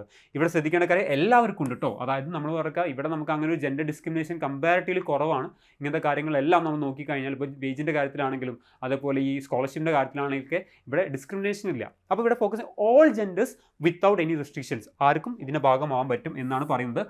Then it specifically design for pursuing higher studies abroad, പുറത്ത് പഠിക്കാൻ പോകുന്ന ആൾക്കാണ്. ഏകദേശം ഇപ്പം പറഞ്ഞത് 1104, അതായത് 1104 SC സ്റ്റുഡൻസ് ഇതിൻ്റെ ഭാഗമായിട്ട് പഠിക്കുന്നത്, ഈ സ്കോളർഷിപ്പിൻ്റെ ഭാഗമായിട്ട് പഠിക്കുന്നത്. അപ്പോൾ ഉന്നതി സ്കോളർഷിപ്പ് ഫോക്കസ് ചെയ്യുന്ന വിഭാഗം ആര്, എന്താണ്, എത്ര രൂപ വരെ കൊടുക്കും എന്നുള്ള കാര്യങ്ങളൊക്കെയാണ് ഇവിടെ നിങ്ങൾ പഠിക്കേണ്ട കാര്യം. അപ്പോൾ ഇതും നമ്മൾ എഡ്യൂക്കേഷനായിട്ട് ബന്ധപ്പെട്ടൊരു കാര്യമാണ്. ഇനി insurance scheme for school students, ഇത് വലിയൊരു ചേഞ്ച് വരുത്തുന്ന കാര്യമാണ്. നമ്മൾ സ്കൂൾ സ്റ്റുഡൻസ് ആണ്. സ്കൂൾ സ്റ്റുഡൻസ് പറഞ്ഞാൽ നമ്മൾ ഹയർ എഡ്യൂക്കേഷനിലേക്ക് പോരുന്നത് 1 to 12 ആണ്. അപ്പോൾ അതാണ് ഇവിടെ പറയുന്നത്, 1ാം ക്ലാസ് മുതൽ +2 വരെ പഠിക്കുന്ന കുട്ടികൾക്കുള്ള ഇൻഷുറൻസ് ആണ്. അത് ലൈഫാണോ ആക്സിഡൻറ്റ് രണ്ടുമുണ്ട്. അതായത് ഇവിടെ പറഞ്ഞ ആക്സിഡൻറ്റ് ആൻഡ് ലൈഫ് ഇൻഷുറൻസ് ആണ്. ഇതിന് വേണ്ടിയിട്ട് നമ്മൾ മാറ്റിവെച്ച തുക എത്രയാണ്, ഓരോ വർഷം 15 കോടി രൂപ മാറ്റി വെച്ചിട്ടുണ്ട്. നമുക്കറിയാം പല അപകടങ്ങളും സംഭവിക്കുന്നത്. ഇപ്പോൾ നമ്മൾ ഈ അടുത്തിടെ കണ്ടിട്ടുണ്ടായിരുന്നു, ഈ ഷോക്ക് അടിച്ചിട്ട് ഒരു കുട്ടി, അത് സ്കൂളിൻ്റെ ഭാഗമായിട്ടില്ല, സ്കൂളിൽ നിന്നുള്ള ഒരു പ്രശ്നത്തിൻ്റെ ഭാഗമായിട്ട് കുട്ടി മരണപ്പെടാണ്, അല്ലെങ്കിൽ ആക്സിഡൻറ്റ് സംഭവിക്കുകയാണ്, സ്കൂൾ ബസ്സായിട്ട് ബന്ധപ്പെട്ട് എന്തെങ്കിലും സംഭവിക്കുകയാണ്. അപ്പോൾ ഇങ്ങനെയുള്ള കാര്യങ്ങൾക്ക് എന്ത് കിട്ടുവാണ്, ഇവിടെ ഒരു ഇൻഷുറൻസ് കൊടുക്കണം. നമുക്കറിയാം പൊതുവെ ഇൻഷുറൻസ് ഒന്നും കുട്ടികളുടെ പേരിൽ നമ്മൾ കേട്ടിട്ടില്ല, ഏത് ഗവൺമെൻറ് സൈഡ്. അപ്പോൾ ആദ്യമായിട്ടൊരു ഇനീഷ്യേറ്റീവ് ആണ് എന്ത്, ഈ പറയുന്ന insurance scheme for school students ആണ്. ഇനി employment guarantee and poverty alleviation ആണ്. അതായത് ദാരിദ്ര്യ നിർമ്മാർജ്ജനം, ദാരിദ്ര്യം അതേപോലെ തൊഴിലും ഒക്കെ നമുക്ക് ബന്ധപ്പെട്ടെടുക്കുന്ന കാര്യമാണ്. അപ്പോൾ എംപ്ലോയ്മെൻറ്റ് ഗ്യാരണ്ടി കൊടുത്താൽ നമുക്ക് ഓട്ടോമാറ്റിക്കലി എന്ത് കിട്ടും, പോവേർട്ടി അലിവേറ്റ് ചെയ്യാൻ പറ്റും എന്നുള്ളതാണ്. അപ്പോൾ അതുമായിട്ട് ബന്ധപ്പെട്ട് നമ്മുടെ ബജറ്റിൽ കൊണ്ടുവന്ന കാര്യങ്ങളാണ്. ഇത് ഏറ്റവും പോപ്പുലർ സ്കീമാണ് അയ്യങ്കാളി. ഇത് ഇന്നലെ വന്നതല്ല, കുറച്ചായി. അയ്യങ്കാളി എംപ്ലോയ്മെൻറ്റ് ഗ്യാരണ്ടി സ്കീമാണ്, AUEGS എന്ന് പറഞ്ഞാൽ. ഇത് നമുക്കറിയാം നമ്മുടെ MGNREGP വന്ന ചേഞ്ചസും അതിൻ്റെ പേര് മാത്രമല്ല അതിൻ്റെ ഫണ്ടിങ്ങിലും എല്ലാ ക്വസ്റ്റനിലൊക്കെ മാറ്റം വന്നിട്ടുണ്ട്. ആ സമയത്ത് നമ്മൾ ഇതിൽ ഊന്നൽ കൊടുക്കണം. MGNREGP റൂറൽ ആണെങ്കിൽ ഇത് അർബൻ ആണ് സ്കീം, സ്റ്റേറ്റ് ഗവൺമെൻറ് ഇനീഷ്യേറ്റീവ് ഉള്ള അർബൻ സ്കീമാണ്. ഓക്കെ, അപ്പോൾ ഇവിടെ ഫോക്കസ് ചെയ്ത് നോക്കാം. ഇത് എംപ്ലോയ്മെൻറ്റ് ജനറേഷനാണ്. ഏകദേശം 50 ലക്ഷം മാൻഡേറ്റ്സ് ആണ് കാണുന്നത്. 200 കോടി അലോക്കേഷൻ ഇതിനു വേണ്ടി മാറ്റി വെച്ചിട്ടുണ്ട്. 100 ദിവസം എംപ്ലോയ്മെൻ്റ് ആണ് പറയുന്നത്. ദെൻ വേജ് എത്ര പറഞ്ഞത്, 369 അല്ലേ, 369 ഡെയിലി വേജ്. ഈ നമ്പർ പഠിക്കാൻ വലിയ ബുദ്ധിമുട്ടില്ലല്ലേ, നിങ്ങൾക്ക് ഏതെങ്കിലും ഒരു കാറിൻ്റെ ഒക്കെ നമ്പർ പോലെ തോന്നാം അല്ലേ, 369. അപ്പോൾ ഈ ഒരു എന്താ പറയുക, ഡെയിലി വേജ് അല്ലെങ്കിൽ ഡെയിലി വേജ് ആണ് പ്രൊവൈഡ് ചെയ്യുന്നത്. 100 ദിവസമാണ് എന്താ ഈ പറയുന്ന എംപ്ലോയ്മെൻറ്റ് കൊടുക്കുന്നത്. ഇത് അർബൻ ഏരിയയിൽ ഈ പറയുന്ന തൊഴിലില്ലാത്ത ആളുകൾക്കാണ് എന്ത് ചെയ്യുന്നത്, ഇങ്ങനെയുള്ള ജോലി. അപ്പം ഈ അയ്യങ്കാളിൻ്റെ പേരുള്ള സ്കീമൊന്ന് നോട്ട് ചെയ്ത് വെക്കുന്നത് വളരെ ഇമ്പോർട്ടൻ്റ് ആണ്. ഇനി നോക്കാം, നമ്മൾ ഏറ്റവും പ്രധാനപ്പെട്ട് അതിദാരിദ്ര്യം എന്ന് പറഞ്ഞിട്ട് അതിൻ്റെ പോസിറ്റീവ് നെഗറ്റീവ്സ് ഒക്കെ ആളുകൾ ഇങ്ങനെ പറഞ്ഞു കൊടുക്കുന്നുണ്ട്. നമ്മൾ PSC പഠിക്കുന്ന ആളാണ്, നമ്മൾ ഉദ്യോഗാർത്ഥികളാണ്. അപ്പോൾ നമ്മൾ അതിൻ്റെ കാര്യങ്ങൾ പഠിച്ചിരിക്കുക. അപ്പം ഈ പറഞ്ഞ എക്സ്ട്രീം പോവർട്ടി ഇറാഡിക്കേഷൻ്റെ phase 2 ആണ്, ദാറ്റ് ഈസ് EPEP 2.0 എന്ന് പറയുന്നതാണ് വന്നിട്ടുള്ളത്. Prevents relapse into extreme poverty, അതായത് വീണ്ടും അതിലേക്ക് പോകരുത്. അതായത് ഇപ്പോൾ ഓൾറെഡി നമ്മൾ ഈ എക്സ്ട്രീം പോവർട്ടി എന്ത് ചെയ്ത് നിർമ്മാർജ്ജനം ചെയ്തിട്ടുണ്ടെന്ന് പറഞ്ഞത്, ഇനിയും നമ്മൾ അതിലേക്ക് വീണ്ടും കൂപ്പ് കുത്തരുത്, അതിന് വേണ്ടിയിട്ടാണ് റീലാപ്സ് ചെയ്യരുതെന്ന് പറഞ്ഞിട്ടാണ് നമ്മളിത് കൊണ്ടുവരുന്നത്. അപ്പം 2 കോടി ആർക്ക്, തദ്ദേശ സ്വയംഭരണ സ്ഥാപനങ്ങൾക്ക് ഇതിൻ്റെ ഭാഗമായിട്ട് കൊടുക്കുകയാണ്. കാരണം ഓൾറെഡി നമ്മൾ കരകയറ്റിയ ആൾ ഇനിയും ആ കുഴിയിൽ ചാടരുത്. അപ്പോൾ അതിന് വേണ്ടിയിട്ടാണ് ഇതിൻ്റെ 2.0 സ്കീം മുന്നോട്ട് വെച്ചിട്ടുള്ളത്. ഇനി അൻപ് വീട് സ്കീം, അൻപ് വീട് അല്ലേ, പേര് അൻപ് വീട് അല്ലേ, അൻപ് വീട് സ്കീം ഫോക്കസ് ചെയ്യുന്ന ആരാണ്, ഇൻ്റലക്ച്വലി ചാലഞ്ച്ഡ് പേഴ്സൺ ആണ്. നമുക്കറിയാം മെൻ്റലി ഡിസേബിൾഡ് ആയിട്ടുള്ള, അല്ലെങ്കിൽ നമുക്ക് അവരെ കുറച്ചും കൂടി നല്ല രസത്തിൽ പറയാൻ പറ്റും, ഡിഫറെൻ്റ്ലി ഏബിൾഡ് ആയിട്ടുള്ള ആളുകളുണ്ട് അല്ലേ. അങ്ങനെയുള്ള ഇൻ്റലക്ച്വലി ചാലഞ്ച്ഡ് ആയിട്ടുള്ള പേഴ്സൺസിന് ബ്ലോക്ക് ലെവൽ എന്ത് കൊണ്ടുവരാം, കെയർ ഹോംസ് കൊണ്ടുവരാം. ബ്ലോക്ക് ലെവലിൽ എന്ത് കൊണ്ടുവരാം? കെയർ ഹോംസ് കൊണ്ടുവരാം. ഇനി ഇവർക്ക് വേണ്ടിയുള്ള ഡേ കെയറും അതുപോലെ റെസ്പിറേറ്ററി കെയർ ഫെസിലിറ്റീസ് കൊണ്ടുവരിക. ഇതെങ്ങനെ ഇംപ്ലിമെന്റ് ചെയ്യുന്നത്? നമുക്കറിയാം NGOs ഉണ്ട്, അതേപോലെ നമുക്കറിയാം തദ്ദേശ സ്വയംഭരണ സ്ഥാപനങ്ങളിലൂടെയാണ്. അപ്പോൾ ഇതാണ് നമ്മൾ ഫോക്കസ് 50 വീട് സ്കീം ആരെയാണ് ഫോക്കസ് ചെയ്യുന്നത്? ഇതൊക്കെയാണ് നമ്മൾ ചോദ്യങ്ങൾ കേട്ടോ. 50 വീട് സ്കീം താഴെ ഉണ്ടാവും എൽഡർലി, അല്ലെങ്കിൽ പറഞ്ഞ മെന്റലി ചാലഞ്ചഡ്, അല്ലെങ്കിൽ ഫിസിക്കലി ഡിസേബിൾ എന്നൊക്കെ പറഞ്ഞിട്ടുണ്ടാവും. അപ്പോൾ അവിടെ നമുക്ക് ഓപ്ഷനിൽ കിട്ടണം ഇത് ആരെ ഫോക്കസ് ചെയ്യുന്നതാണ്? മെന്റലി ചലഞ്ചഡ് ഉള്ള ആളുകളെ ഫോക്കസ് ചെയ്യുന്നതാണ്, അല്ലെങ്കിൽ ഇന്റലക്ച്വലി ഡിസേബിൾ ആളുകളെ ഫോക്കസ് ചെയ്യുന്നതാണ്. അങ്ങനെ ആയിട്ട് നമുക്ക് ഉണ്ടായിരിക്കണം. ഇനി ഏറ്റവും പ്രധാനപ്പെട്ടാണ് വേൾഡ് എക്കണോമിക് ഫോറം. ഡാവോസ് സ്വിറ്റ്സർലാൻഡിൽ നടന്നിട്ടുള്ള നമ്മുടെ WEFന്റെ ഒരു ഇൻവെസ്റ്റ്മെന്റ് ഗ്യാതറിംഗ് ഉണ്ടായിരുന്നു. അതിൽ നമ്മുടെ കേരളത്തിൻ്റെ റെപ്രസെൻ്റ് ചെയ്യുന്ന നമ്മുടെ കേരളത്തിൻ്റെ ഇൻഡസ്ട്രിയൽ മിനിസ്റ്റർ ടീം അവിടെ എത്തിപ്പെട്ടിട്ടുണ്ട്. പി രാജീവിൻ്റെ ഒക്കെ കീഴിലുള്ള ഒരു ടീം എത്തിപ്പെട്ടിട്ടുണ്ട്. അപ്പം ഈ ഒരു ടീം എത്തിപ്പെട്ട് ചുമ്മാ പോയതല്ല, ഇത് വളരെ വളരെ ബ്രില്യൻ്റ് ആയുള്ള ഒരു മൂവാണ് നടത്തിയിട്ടുള്ളത് ഗവൺമെൻറ് സൈഡിൽ നിന്ന്. അത് 27 കമ്പനികൾ നമ്മളായിട്ട് എന്ത് ചെയ്തിട്ടുണ്ട്? മെമ്മോറണ്ടം ഓഫ് അണ്ടർസ്റ്റാൻഡിങ് സൈൻ ചെയ്തിട്ടുണ്ട്, അല്ലെങ്കിൽ എക്സ്പ്രഷൻ ഓഫ് ഇൻട്രസ്റ്റ് കൊണ്ടുവന്നിട്ടുണ്ട്. ഇതിൻ്റെ ഭാഗമായിട്ട് കേരളത്തിലേക്ക് എത്താൻ പോകുന്ന ചില്ലറ ഒന്നല്ല, 1.17 lakh crore rupeesൻ്റെ ഇൻവെസ്റ്റ്മെൻ്റ് ആണ് ഇവിടേക്ക് വരാൻ പോകുന്നത്, കേരളത്തിലേക്ക് വരാം. അപ്പോൾ ഏതൊക്കെ മേഖല എന്ന് വെച്ചിട്ടുണ്ടെങ്കിൽ നിങ്ങൾ നോക്കി ഇത് എന്താണ്, ഇത് ഇത്ര സംഭവമാണ്. കാരണം ഇത്ര ഇൻവെസ്റ്റ്മെൻറ്റ് വന്നു കഴിഞ്ഞാൽ ഇവിടെ ഈ പറയുന്ന എംപ്ലോയ്മെൻറ്റ് ഓപ്പർച്യൂണിറ്റീസ് ഇൻക്രീസ് ചെയ്യാണ്. നമുക്ക് അതേപോലെ നമുക്ക് ഗ്രോത്തും ഡെവലപ്മെൻറ്റിലേക്ക് നമ്മളെ സപ്പോർട്ട് ചെയ്യുന്നുണ്ട്. അപ്പോൾ ഇവിടെ ഫോക്കസ് മെഡിക്കൽ ടെക്നോളജി ഉണ്ട്, റിന്യൂവബിൾ എനർജി ഉണ്ട്, ഡാറ്റാ സെൻറ്റേഴ്സ് ഉണ്ട്, എമർജിംഗ് ടെക്നോളജി ഉണ്ട്, മാനുഫാക്ചറിങ് ഉണ്ട്. അങ്ങനെ നമ്മൾ നോക്കുകയാണെങ്കിൽ അത് ടച്ച് ചെയ്യാത്ത മേഖലകളില്ല. അപ്പോൾ ഈ ഒരു മീറ്റിങ്ങിൻ്റെ ഭാഗം, അല്ലെങ്കിൽ ഈ പറയുന്ന വേൾഡ് എക്കണോമിക് ഫോറത്തിൻ്റെ ഈ ഒരു ഇൻവെസ്റ്റ്മെൻറ്റ് മീറ്റിങ്ങിൻ്റെ ഭാഗമായിട്ട് പോയതുകൊണ്ട് നമുക്ക് എത്താൻ പോകുന്നത് ലക്ഷം കോടിയുടെ ഇൻവെസ്റ്റ്മെൻ്റ് ആണ് കേരളത്തിൽ ഒഴുകാൻ പോകുന്നത്. വളരെ ഇമ്പോർട്ടൻ്റ് ആണ്. അപ്പോൾ ആര് റെപ്രസെൻറ്റ് ചെയ്ത് പോയി? അത് നമ്മൾ ഫിനാൻസ് മിനിസ്റ്റർ അല്ല, പകരം ഇൻഡസ്ട്രി മിനിസ്റ്റർ ആണെന്ന് അറിഞ്ഞിരിക്കുക. ഓക്കെ, ഇനി മറ്റൊരു പോയിന്റ് ഇതിനോട് കൂട്ടിച്ചേർത്ത് പറയാം, ഈസ് ഓഫ് ഡൂയിങ് ബിസിനസ്. നമുക്കറിയാം is of doing business world bank ഇറക്കുന്ന ഒരു ഇൻഡെക്സ് ആണ്. അപ്പോൾ is of doing business index എന്നാൽ ഒരു സ്ഥലത്ത് നമുക്കൊരു ബിസിനസ്സോ ഒരു ഇൻവെസ്റ്റ്മെൻറ്റോ തുടങ്ങണമെങ്കിൽ എത്രത്തോളം അത് ആ ഒരു സ്ഥലം അല്ലെങ്കിൽ ആ ഒരു സ്റ്റേറ്റ് അല്ലെങ്കിൽ ആ കൺട്രി അനുകൂലമാണെന്നുള്ളതാണ് ഇൻഡെക്സ് വെച്ച് നോക്കുന്നത്. അപ്പോൾ ഇതിൽ ഒരു 12 ക്രൈറ്റീരിയ ഉണ്ട്. ഈ 12 ക്രൈറ്റീരിയ വെച്ചിട്ട് ഏറ്റവും എളുപ്പത്തിൽ നമുക്ക് ഈ പറയുന്ന ബിസിനസ് തുടങ്ങാൻ അല്ലെങ്കിൽ ഇൻവെസ്റ്റ് തുടങ്ങാൻ പറ്റുന്ന സ്ഥലമാണെങ്കിൽ ആ ഒരു സ്ഥലം ഫസ്റ്റ് റാങ്കിൽ വരും. ഇന്ത്യയിൽ ആ ഫസ്റ്റ് റാങ്ക് ആർക്കാണ്? ആ ഫസ്റ്റ് റാങ്ക് നമുക്കാണ്. അത് കാരണം ഒരു സമയത്ത് നമ്മുടെ കേരളം എന്ന് പറയുമ്പോൾ ആളുകാരെ ഇൻവെസ്റ്റ്മെൻറ്റ് തുടങ്ങാൻ സൗകര്യമില്ല, അല്ലെങ്കിൽ അതിനുള്ള സാഹചര്യം ഇല്ല, അല്ലെങ്കിൽ അതിന് ഇവിടെ പ്രശ്നങ്ങളാണ്, ഇവിടെ ഗവൺമെൻറ് സപ്പോർട്ട് ചെയ്യുന്നില്ല. ഇപ്പം ഇന്ത്യയിലെ number 1 ease of doing business ഇൻഡെക്സിൽ ഇന്ത്യയിൽ നമ്പർ 1 ആര് നിൽക്കുന്നത്? കേരളം നിൽക്കുന്നത്. അപ്പോൾ ആ ഒരു ഇൻഡെക്സും കൂടി ഇതൊരു വേൾഡായിട്ട് ബന്ധപ്പെട്ട 2 കാര്യം, വേൾഡ് എക്കണോമിക് ഫോറത്തിൻ്റെ ഈ ഒരു ഇൻവെസ്റ്റ്മെൻറ്റ് മീറ്റിങ്ങും അതേപോലെ is of doing business world ബാങ്കിൻ്റെ ഇൻഡെക്സിലെ കേരള നമ്പർ 1 ആയത്. അപ്പോൾ ഈ 2 കാര്യങ്ങൾ അറിഞ്ഞിരിക്കുക, വളരെ ഇമ്പോർട്ടൻ്റ് ആണ്, വളരെ ഇമ്പോർട്ടൻ്റ് ഉള്ള ഭാഗമാണ് നമ്മൾ പറഞ്ഞിട്ടുള്ളത്. ഇനി കുറച്ച് സ്ഥലങ്ങളും അതിൽ പറഞ്ഞ സൈബർ വാലിയാണ്. സൈബർ വാലി കൊച്ചിയാണ്. സൈബർ വാലി അത് ഏകദേശം ഇൻഫോ പാർക്ക് ഫേസ് 3 നമ്മൾ 300 ഏക്കർ, ഇവിടെ ഇൻഫോ പാർക്കിൻ്റെ ഫേസ് 3 300 ഏക്കറാണ്. ഇത് എന്തൊക്കെ ഫോക്കസ് ഉണ്ട്? IT അതുപോലെ IT എനേബിൾഡ് സർവീസസും അതുപോലെ ആർട്ടിഫിഷ്യൽ ഇൻ്റലിജൻസും എമർജിംഗ് ടെക്നോളജീസും. നമ്മൾ വീണ്ടും നമ്മളിവിടെ നിർത്തുന്നില്ല. നമ്മൾ ഈ IT പാർക്കിൽ തുടങ്ങി വെച്ചതുകൊണ്ടോ നമ്മൾ ഈ ഇതിൻ്റെ ഇപ്പം പറഞ്ഞ റീസെൻ്റ് ആയിട്ട് കൊണ്ടുവന്ന വർക്ക് നിയർ ഹോം കൊണ്ടുവന്നുകൊണ്ട് നമ്മൾ നിർത്തുന്നില്ല, നമ്മൾ വീണ്ടും മുന്നോട്ട് പോയിക്കൊണ്ടിരിക്കുകയാണ് ഈ പറയുന്ന മേഖലയിൽ. ഇതിന് നമുക്ക് ഇനിയും സ്കോപ്പ് ഉണ്ടെന്നാണ് മനസ്സിലാക്കുന്നത്. അപ്പോൾ അതാണ് സൈബർ വാലി. സ്ഥലം നോക്കുക, കൊച്ചിയാണ്. നമ്മൾ സൈബർ പാർക്ക് ഉണ്ട്, ശ്രദ്ധിക്കുക. സൈബർ പാർക്ക് കാലിക്കറ്റ് കോഴിക്കോടാണ് പറഞ്ഞിരിക്കുന്നത്, സൈബർ വാലിയാണ് കൊച്ചിയാണ്, മാറിപ്പോയത്. ഒരു മാത്ത് ഫോളോയിങ് വന്നാൽ തെറ്റിക്കരുത്. ഇനി ഹൈഡ്രജൻ വാലിയാണ്. പേര് നോക്കി, ഹൈഡ്രജൻ വാലിയാണ്. നമ്മൾ സിലിക്കൺ വാലി എന്നൊക്കെ പറയുന്ന തരത്തിലാണ് പേര് മാറുന്നത്. നമ്മൾ പാർക്കായിരുന്നു, ഇപ്പം വാലി എന്നുള്ള പേരിലേക്കാണ്. ഗ്രീൻ ഹൈഡ്രജൻ യൂണിറ്റ് ആണ് ഇവിടെ CIAL, Cochin international airport limited. ആരുമായിട്ട് കൊളാബ് ചെയ്തിട്ടാണ്? നമ്മുടെ BPCL ആയിട്ട് കൊളാബ് ചെയ്തിട്ടാണ്, ഭാരത് പെട്രോളിയം അല്ലേ, BPCL ആയിട്ട് കൊളാബറേറ്റ് ആണുള്ളത്. സോ സെൻട്രൽ ഗവൺമെൻറ് അപ്രൂവ് ചെയ്തിട്ടുണ്ട് ഇങ്ങനെ ഇന്നോവേഷൻ ക്ലസ്റ്റേഴ്സിന് വേണ്ടിയിട്ട്. അപ്പം ഹൈഡ്രജൻ വാലിയാണ്. എഗെയിൻ കൊച്ചി തന്നെയാണ്. ആരൊക്കെയാണ് ഏതൊക്കെയാണ്? 2 ഇതൊരു PPP ആണ്, മറ്റൊരു പബ്ലിക് സെക്ടർ അണ്ടർടേക്കിംഗ് ആണ് BPCL എന്ന് പറഞ്ഞാൽ. അപ്പം ഇതാണ് എന്താ ഈ പറയുന്ന ഗ്രീൻ ഹൈഡ്രജൻ അല്ലെങ്കിൽ ഹൈഡ്രജൻ വാലിയായിട്ട് ബന്ധപ്പെട്ട്. ഇനി റയർ എർത്ത് എക്കോണമിയാണ്. റയർ എർത്ത് മിനറൽസ് ലഭ്യമായുള്ളൊരു സ്ഥലമാണ് കേരളം, അല്ലെങ്കിൽ കേരള കോസ്റ്റൽ റീജിയൻ നമുക്കറിയാം. അപ്പോൾ അങ്ങനെയുള്ള റയർ എർത്ത് മിനറൽസ് കൊണ്ട് നമുക്ക് എന്തൊക്കെ കാര്യങ്ങൾ ചെയ്യാൻ പറ്റും? അങ്ങനെയാണ് ഏതൊക്കെയാണ് കേരളത്തിലെ പ്രധാനപ്പെട്ട കേരള കോസ്റ്റ് കാണുന്ന റയർ എർത്ത് മിനറൽസ് ആണ്? അത് ഇമ്പോർട്ടൻറ്റ് തോറിയം, സ്കാൻഡിയം. അപ്പോൾ ഈ തോറിയം സ്കാൻഡിയം ഫോക്കസ്, തോറിയമാണ് മെയിനായിട്ട്, തോറിയം സ്കാൻഡിയമാണ്. നമ്മളിത് എവിടെയൊക്കെ അപ്ലൈ ചെയ്യാൻ പറ്റും? നമുക്ക് ഡിഫൻസിൽ അപ്ലൈ ചെയ്യാൻ പറ്റും, സ്പേസിൽ അപ്ലൈ ചെയ്യാൻ പറ്റും, EVs, ഡ്രോൺ, CT സ്കാനേഴ്സ്. ഇതൊക്കെ നമുക്ക് ഇനിയും ഫ്യൂച്ചറുള്ള ടെക്നോളജീസും ഏരിയയും കൂടിയാണ്. ഡിഫൻസ് ആണെങ്കിലും EVs ആണെങ്കിലും അതേപോലെ ഡ്രോൺസ് ആണെങ്കിലും CT, ഇങ്ങനെയുള്ള എല്ലാ മേഖലയിലും നമുക്ക് ഈ പറയുന്ന റയർ എർത്ത് എലമെൻറ്റ്സ് അപ്ലൈ ചെയ്യാൻ പറ്റും. കാരണം ഇതിൻ്റെ ലഭ്യത എവിടെ ഉണ്ട്? നമ്മുടെ കേരള കോസ്റ്റൽ റീജിയനിലുണ്ട്. അപ്പം റയർ എർത്ത് എക്കോണമിയെ കുറിച്ചുള്ള നമ്മുടെ ബജറ്റ് പ്രതിപാദിക്കുന്നുണ്ട്. ആ ഏരിയ നിങ്ങളൊന്ന് ഡെപ്തിൽ നോക്കേണ്ടതായിട്ടുണ്ട്. ഇനി ഇവിടെ പറഞ്ഞ റയർ എർത്ത് കോറിഡോർ ആട്ടോ. റയർ എർത്ത് ഒരു ഇടനാഴിയാണ് പറയുന്നത്. ഇടനാഴി എന്നാണ് എവിടുന്ന് ഏതൊക്കെ ഏരിയ? വിഴിഞ്ഞം, ചാവറ, കൊച്ചിയാണ്. കൊച്ചി വരെ അല്ലേ, വിഴിഞ്ഞം മുതൽ, നമുക്ക് വിഴിഞ്ഞം അറിയാം, നമ്മൾ വിഴിഞ്ഞം പോർട്ടിനെ കുറിച്ച് നല്ല വൃത്തിക്ക് പഠിച്ചതാണ്. അപ്പോൾ വിഴിഞ്ഞം മുതൽ കൊച്ചി വരെ ചാവറ കണക്ട് ചെയ്തിട്ടാണ്, ഇതിനൊരു റയർ എർത്ത് കോറിഡോറാണ്. ഓക്കെ, സോ ഇതിൻ്റെ ഭാഗമായിട്ട് ഒരു റിസർച്ച് സെൻറ്റർ ഉണ്ട്. KMML ചാവറയിൽ ഒരു റിസർച്ച് സെൻറ്ററും കൂടി സ്ഥാപിക്കുന്നുണ്ട്. അപ്പോൾ ഇങ്ങനെയുള്ള സ്ഥലങ്ങളും ഈ പറയുന്ന സെൻറ്റേഴ്സൊക്കെ നോക്കി വെക്കുക, ഈ പറയുന്ന റയർ എർത്തായിട്ട് ബന്ധപ്പെട്ടിട്ടുള്ള കാര്യങ്ങൾ. ഇനി ഏറ്റവും ഇമ്പോർട്ടൻ്റ് ആയിട്ട് ഞാൻ കാണുന്ന ഒരു കാര്യം തന്നെയാണ് കേര പ്രൊജക്റ്റാണ്. നമുക്കറിയാം അഗ്രികൾച്ചർ ഏരിയയിൽ നമ്മൾ Keralam compared to other state കാര്യമായിട്ടുള്ള എന്തില്ല, ഒരു കാര്യമല്ല. കാരണം നമുക്ക് ആ ഒരു ലാൻഡ് ഏരിയ നമുക്ക് അങ്ങനെയാണ്, നമ്മൾ ഫോക്കസ് ചെയ്യുന്ന കുറച്ച് പ്ലാന്റേഷൻ ക്രോപ്പ് മറ്റ് കാര്യങ്ങളൊക്കെയാണ്. അപ്പം ഈ പറയുന്ന കേര എന്ന് കേൾക്കുമ്പോൾ എനിക്ക് ഫസ്റ്റ് ഇത് കേട്ടപ്പോൾ ഓർമ്മ നമ്മുടെ ഈ പറയുന്ന ഈ കൊക്കനട്ടൊക്കെ ആയിട്ട് ബന്ധപ്പെട്ടിട്ടുള്ളേ, നാളികേരമൊക്കെ ആയിട്ട് ബന്ധപ്പെട്ടാണ്. പക്ഷേ ഇത് നാളികേരമല്ല, ഇത് കൃഷിയായിട്ട് ബന്ധപ്പെട്ട് അറിഞ്ഞിരിക്കുക. കേര എന്ന് പറഞ്ഞാൽ Kerala climate resilient agri value chain modernization എന്നാണ് പറയുക കേര.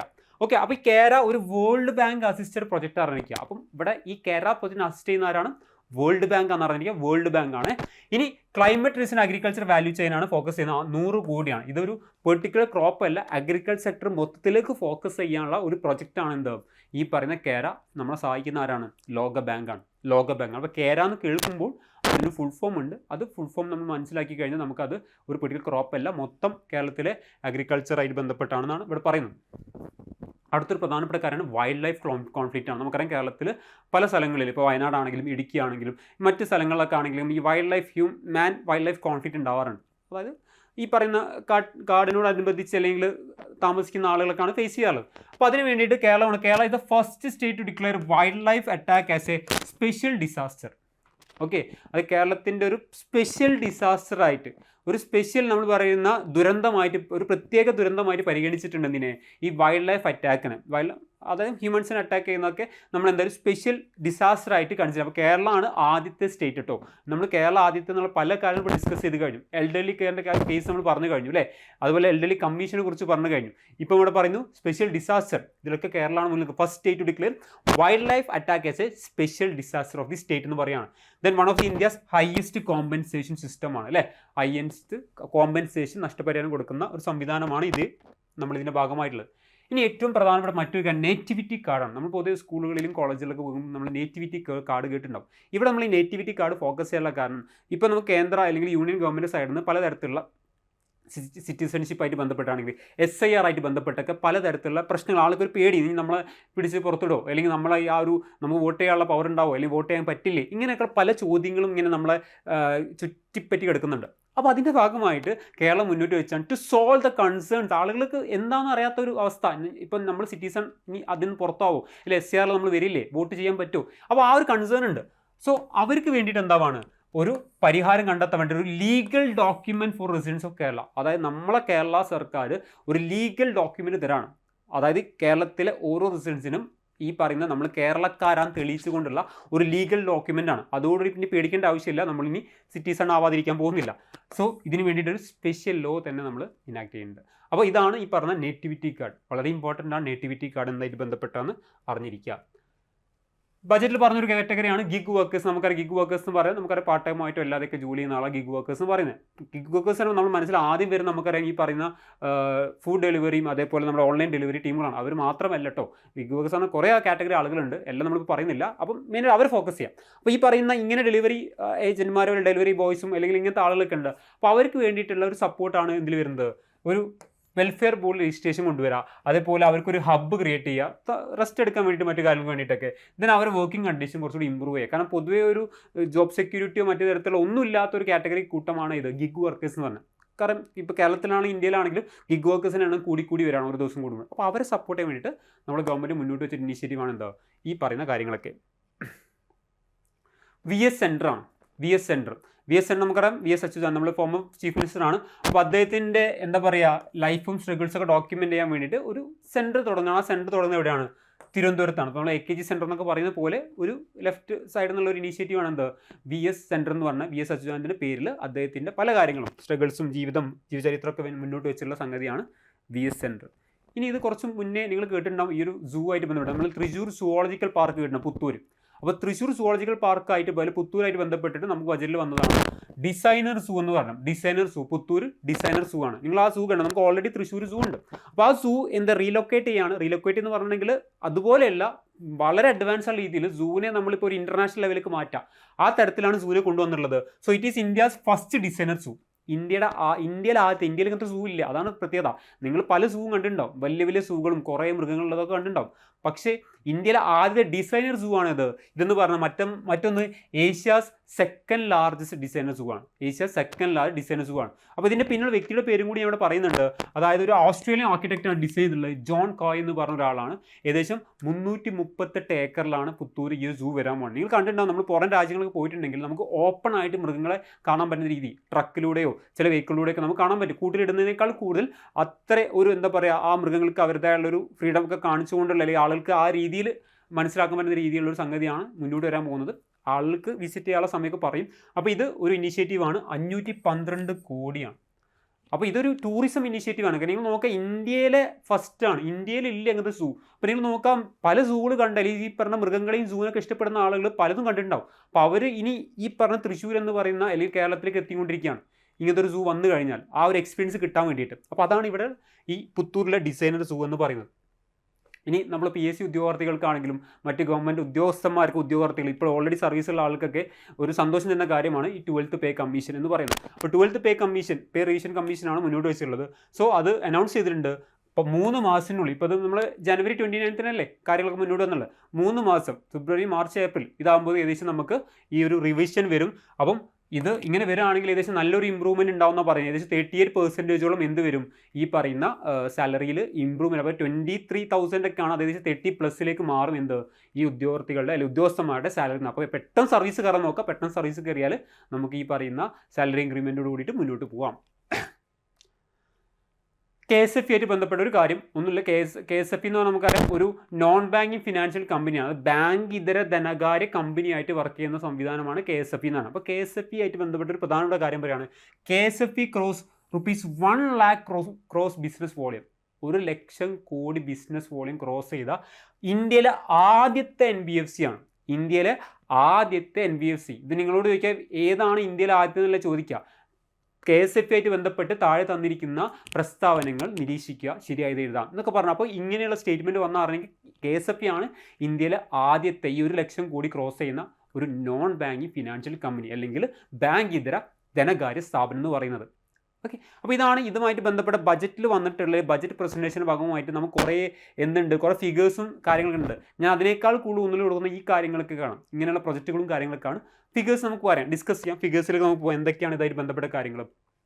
ഇത് കാണുന്നത് ഇവിടെ പറഞ്ഞത് സ്റ്റേറ്റ് ഓൺ ടാക്സ് റവന്യൂ ആണ്. സ്റ്റേറ്റ് ഓൺ ടാക്സ് റവന്യൂ ആണ്, അതായത് നികുതി വരുമാനത്തെയാണ് തരംതിരിച്ചുള്ളത്. ഇവിടെ കാണാൻ പറ്റും GST ഉണ്ട്, അഗ്രികൾച്ചർ കൃഷിയിൽ നിന്നുള്ള ടാക്സ് ഉണ്ട്, ലാൻഡ് റവന്യൂ ഭൂനികുതി ഉണ്ട്, സ്റ്റാമ്പ് രജിസ്ട്രേഷനൊക്കെ പോലത്തെ കാര്യങ്ങളുണ്ട്, പിന്നെ അഗ്രികൾച്ചർ പ്രോപ്പർട്ടി എന്നുള്ള ടാക്സ് ഉണ്ട്, state excise, sales tax, value tax, vehicle tax, goods on passengers, duties, electricity, പിന്നെ മറ്റു കാര്യങ്ങളും. ഇതൊക്കെ ഇങ്ങനെ ഇത്തരം ടാക്സിൽ കൊടുത്തിട്ടുണ്ട്. ഞാനിതിൽ ഫോക്കസ് ചെയ്യുന്നത് ഏറ്റവും കൂടുതൽ ഈ ടാക്സ് നമുക്ക് ഏതെന്നാണ് ഇത് ഓരോ വർഷം 2023-24 ഓരോന്ന് കാണിക്കുന്നുണ്ട്. ഇതൊക്കെ നമുക്ക് ഓൾറെഡി ഉള്ള അക്കൗണ്ടുകളാണ്. ഇത് ബജറ്റ് എസ്റ്റിമേറ്റ്സ് കാണിച്ചല്ലോ, നമ്മൾ ലാസ്റ്റിലേക്ക് നോക്കാം. 2026-27 ഏറ്റവും കൂടുതൽ ഈ പറയുന്ന സ്റ്റേറ്റ് ഓൺ, നമുക്കറിയാം ഏറ്റവും കൂടുതൽ സർക്കാരിന് കിട്ടുന്ന ടാക്സ് റവന്യൂ തന്നെയാണ്. ആ ടാക്സ് അല്ലെങ്കിൽ ആ നികുതി വരുമാനത്തിൽ ഏറ്റവും കൂടുതൽ വരുമാനം കിട്ടുന്ന ഈ പറയുന്ന ഏത് ടാക്സിലാണെന്നുള്ള, ഏത് ടാക്സിനാണ് ഏറ്റവും കൂടുതൽ വരുമാനം കിട്ടുന്നത് പറഞ്ഞത്. അപ്പോൾ ഇവിടെ നിങ്ങൾ നോക്കിയാൽ കാണാൻ പറ്റും, ഇവിടെ നിങ്ങൾക്ക് കാണാൻ പറ്റുന്നത് ഈ GST എന്ന് പറഞ്ഞ സംഗതി, GST കാണാൻ കിട്ടും ഏകദേശം 38,062 കോടിയാണ്. 38,062.51 കോടിയാണ് GST. ഇനി അത് കഴിഞ്ഞ് രണ്ടാമത് നിങ്ങൾ നോക്കിയാൽ സെയിൽസ് ടാക്സ് ആൻഡ് VAT ആണ് വരുന്നത്, 34,100 കോടി അല്ലേ, 34,100 കോടിയാണ്. ഇനി അത് കഴിഞ്ഞാൽ ടാക്സ് ഓൺ വെഹിക്കിൾസ് ആണ്. ആദ്യത്തെ ഒരു 3 ഡിസ്കസ് ചെയ്യാം, 8,623 കോടിയാണ്. അപ്പോൾ ഏറ്റവും കൂടുതൽ ഈ ടാക്സുകളിൽ നിന്ന് സർക്കാരിന് കിട്ടുന്ന GSTയിൽ നിന്ന് തന്നെയാണ്. രണ്ടാമത് കിട്ടുന്ന നമ്മൾ പറഞ്ഞ പോലെ നമ്മുടെ വാല്യൂ ടാക്സും അതുപോലെ സെയിൽസ് ടാക്സ് എന്നാണ് കിട്ടുന്നത്. മൂന്നാമത് പറഞ്ഞ വെഹിക്കിൾ ടാക്സ് എന്നാണ് കിട്ടുന്നത് അറിഞ്ഞിരിക്കാം. അപ്പോൾ അങ്ങനെയാണ് നമ്മൾ ഈ ടാക്സിനെ ക്ലാസിഫൈ ചെയ്തിട്ടുള്ളത്. അപ്പോൾ ഏറ്റവും കൂടുതൽ കിട്ടുന്ന ടാക്സ് എന്ന് അറിയാം. ടാക്സിൽ ഏതൊക്കെ കാറ്റഗറിക്ക് വേണ്ടിയിട്ടാണ് ഈ ഒരു കാര്യം പറഞ്ഞിട്ടുള്ളത്. നമുക്ക് അടുത്തൊരു ഭാഗം വരാം. ഇത് States on non tax revenue ആണ്. നികുതി ഏതര വരുമാനമാണ്. നികുതി ഏതര വരുമാനം, നോൺ ടാക്സ് റവന്യൂ, നികുതി ഏതര. അപ്പോൾ നികുതി ഏതര വരുമാനത്തിൽ കുറേ ആൾക്കാരുണ്ട്. ഇൻട്രസ്റ്റ് ഉണ്ട്, ഡിവിഡൻഡ് ഉണ്ട്, പോലീസ് ഉണ്ട്, ലോട്ടറി ഉണ്ട്, എഡ്യൂക്കേഷൻ, കുറേ ഉണ്ട്. നമുക്ക് നോക്കാം ഏറ്റവും കൂടുതൽ നമുക്ക് കിട്ടുന്ന മറ്റൊന്നുമല്ല, അത് ലോട്ടറി എന്നാണ്. ലോട്ടറിയിൽ നിന്ന് കിട്ടുന്ന ഇൻകം ഏകദേശം 15,215 കോടിയോളം രൂപ നമുക്ക് വരുന്നത് ഇവിടുന്നാണ്. ലോട്ടറി എന്നാണ് ഏറ്റവും കൂടുതൽ വരുന്നത്. അത് കഴിഞ്ഞിട്ടാണ് നമുക്ക് ഏത് വരുന്നത്, അത് കഴിഞ്ഞിട്ടാണ് നമുക്ക് ബാക്കി അതിനടുത്തൊന്നുമില്ല നമുക്ക് ഈ പറയുന്ന non ferrous mining and metallurgical industries കിട്ടുന്നത്. നോൺ ഫെറസ് എന്ന് പറഞ്ഞാൽ നമുക്കറിയാലോ, ഇരുമ്പിൻ്റെ അംശമല്ലാത്ത പല മെറ്റലർജിയായിട്ട് ബന്ധപ്പെട്ട കാര്യങ്ങൾ. ഓക്കെ, അപ്പോൾ ആ ഒരു കാറ്റഗറിയിൽ നിന്നാണ് രണ്ടാമത് കിട്ടുന്നത്. അപ്പോൾ ലോട്ടറിയിൽ നിന്നാണ് നമുക്ക് ഏറ്റവും കൂടുതൽ എന്ത് കിട്ടുന്നത്, നികുതിയേതര വരുമാനം കിട്ടുന്ന അറിഞ്ഞിരിക്കുക. ഇനി നമ്മുടെ റെസീപ്റ്റ്സ് ആണ്. സ്റ്റേറ്റ് ഗവൺമെൻറ് കിട്ടുന്ന റെസീപ്റ്റ്സ് എന്ന് പറഞ്ഞാൽ വരുമാനമാണ്. വരുമാനത്തിൽ ഏറ്റവും കൂടുതൽ കിട്ടുന്ന എന്താ നോക്കുക, നമ്മൾ പറഞ്ഞ പോലെ സ്റ്റേറ്റ് ഓൺ ടാക്സ് റവന്യൂ തന്നെയാണ്. 39 മൊത്തം വരുമാനത്തിന് 39.18% നമ്മളെ സംസ്ഥാനത്തിന് നികുതി എന്നാണ് കിട്ടുന്നത്. ഇനി രണ്ടാമത് നോക്കിയാൽ നമുക്ക് എന്ത് കാണാൻ പറ്റും, രണ്ടാമത് സെൻട്രൽ ഗവൺമെൻറ് ട്രാൻസ്ഫർ ചെയ്യുന്നതാണ് 28.6. അപ്പോൾ ഇതാണ് ഒന്നാമത്. രണ്ടാമത് സെൻട്രൽ ഗവൺമെൻറ് ട്രാൻസ്ഫർ ആണ് വരുന്നത്. മൂന്നാമത് നിങ്ങൾ നോക്കിയാൽ കാണാൻ പറ്റുന്നതാണ് ഇത് ക്യാപിറ്റൽ റെസീറ്റ്സ് എന്ന് പറയുന്ന ക്യാപിറ്റൽ വരുമാനം എന്ന് പറഞ്ഞാൽ ക്യാപിറ്റൽ റെസീറ്റ്സ് ആണ് 23.73%. കോടികൾ ഞാൻ പറയുന്നില്ല. പിന്നെ പറഞ്ഞാണ് നികുതിയേതര വരുമാനമാണ് നാലാമത്തത്. അപ്പോൾ ഇതിനെ ഒന്ന് കാറ്റഗറൈസ് ചെയ്തിവിടെ നമുക്ക് ഏറ്റവും കൂടുതൽ കിട്ടുന്നത് സ്റ്റേറ്റിൻ്റെ സംസ്ഥാന നികുതിയിൽ നിന്നാണ്. രണ്ടാമത് കിട്ടുന്നത് ഇതാണ് നമ്മൾ പറഞ്ഞ കേന്ദ്ര സർക്കാർ നമുക്ക് ട്രാൻസ്ഫർ ചെയ്യുന്ന ഫണ്ടിൽ നിന്നാണ്. മൂന്നാമത് ക്യാപിറ്റൽ റെസീപ്റ്റ്സും നാലാമത് നികുതിയേതര വരുമാനം. ഇങ്ങനെയാണ് നമുക്ക് റവന്യൂവിനെ നമുക്ക് ക്ലാസിഫൈ ചെയ്യാൻ പറ്റുക. ഇനി ഇതിൽ നമ്മൾ പറയുന്നത് നമ്മുടെ ഫിസിക്കൽ പാരാമീറ്റർ, നമ്മൾ GSDP എന്ന് പറയുന്ന സംസ്ഥാനത്തിൻ്റെ വരുമാനം ഉണ്ടല്ലോ, അതിൻ്റെ ശതമാനം, അതിൻ്റെ ബേസിൽ നമ്മൾ ഈ പറയുന്ന ഫിസിക്കൽ അല്ലെങ്കിൽ പ്രൈമറി, അതേപോലെ റവന്യൂ കമ്മി ഉണ്ട്, ഫിസിക്കൽ കമ്മി ഉണ്ട്, പ്രാഥമിക കമ്മികൾ അല്ലെങ്കിൽ പ്രൈമറി ഡെഫിസിറ്റ്. ഇതിനെ നമ്മൾ 3 കാറ്റഗറിനെ നമ്മൾ തിരിക്കുകയാണ്.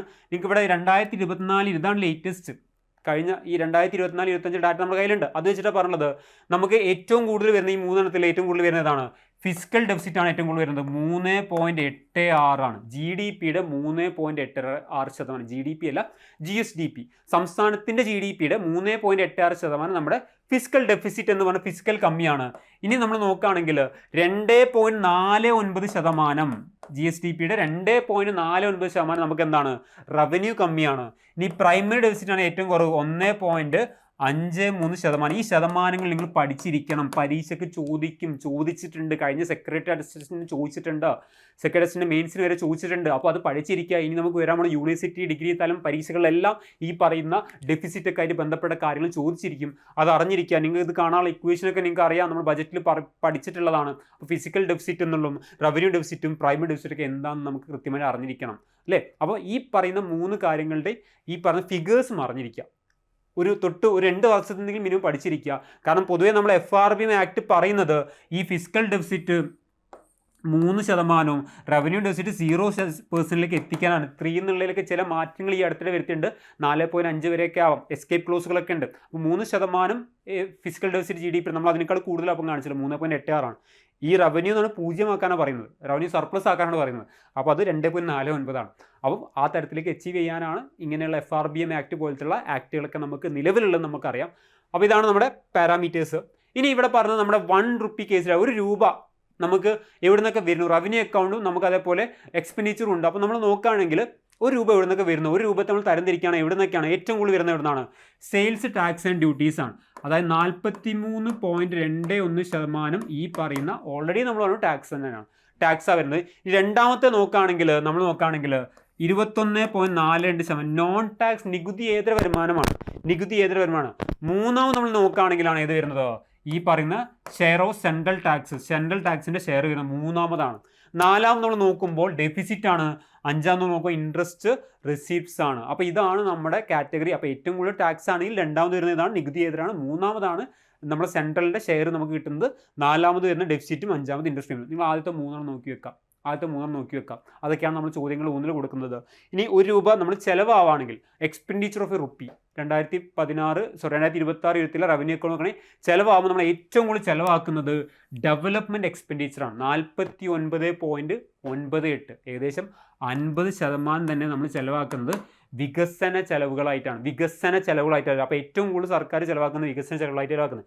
അത് കഴിഞ്ഞിട്ടാണ് നമ്മൾ ഏതൊക്കെ വരുന്നത്, മറ്റിന ചെലവുകളും അതുപോലെ നമ്മുടെ ഡെറ്റ് സർവീസൊക്കെ വരുന്നത്. അപ്പോൾ ഏറ്റവും കൂടുതൽ നിങ്ങൾ അറിഞ്ഞിരിക്കേണ്ടത് ഡെവലപ്മെൻറ്റ് എക്സ്പെൻഡിച്ചേഴ്സ് ആണ്. അപ്പോൾ ഇങ്ങനത്തെ ഫിഗേഴ്സ് നമ്മൾ ചിലത് അറിഞ്ഞു വെക്കുക, കാരണം ഫിഗേഴ്സ് വെച്ചുള്ള ചോദ്യങ്ങൾ വരും. ചില സ്കീമുകൾക്ക് അലോക്കേഷൻ ഫണ്ടുകൾ അറിഞ്ഞിരിക്കുക, പുതിയതായി വന്ന സ്കീമുകളെയും അതുമായിട്ട് ബന്ധപ്പെട്ട മറ്റ് ഫാക്ടറുകൾ അറിഞ്ഞിരിക്കുക.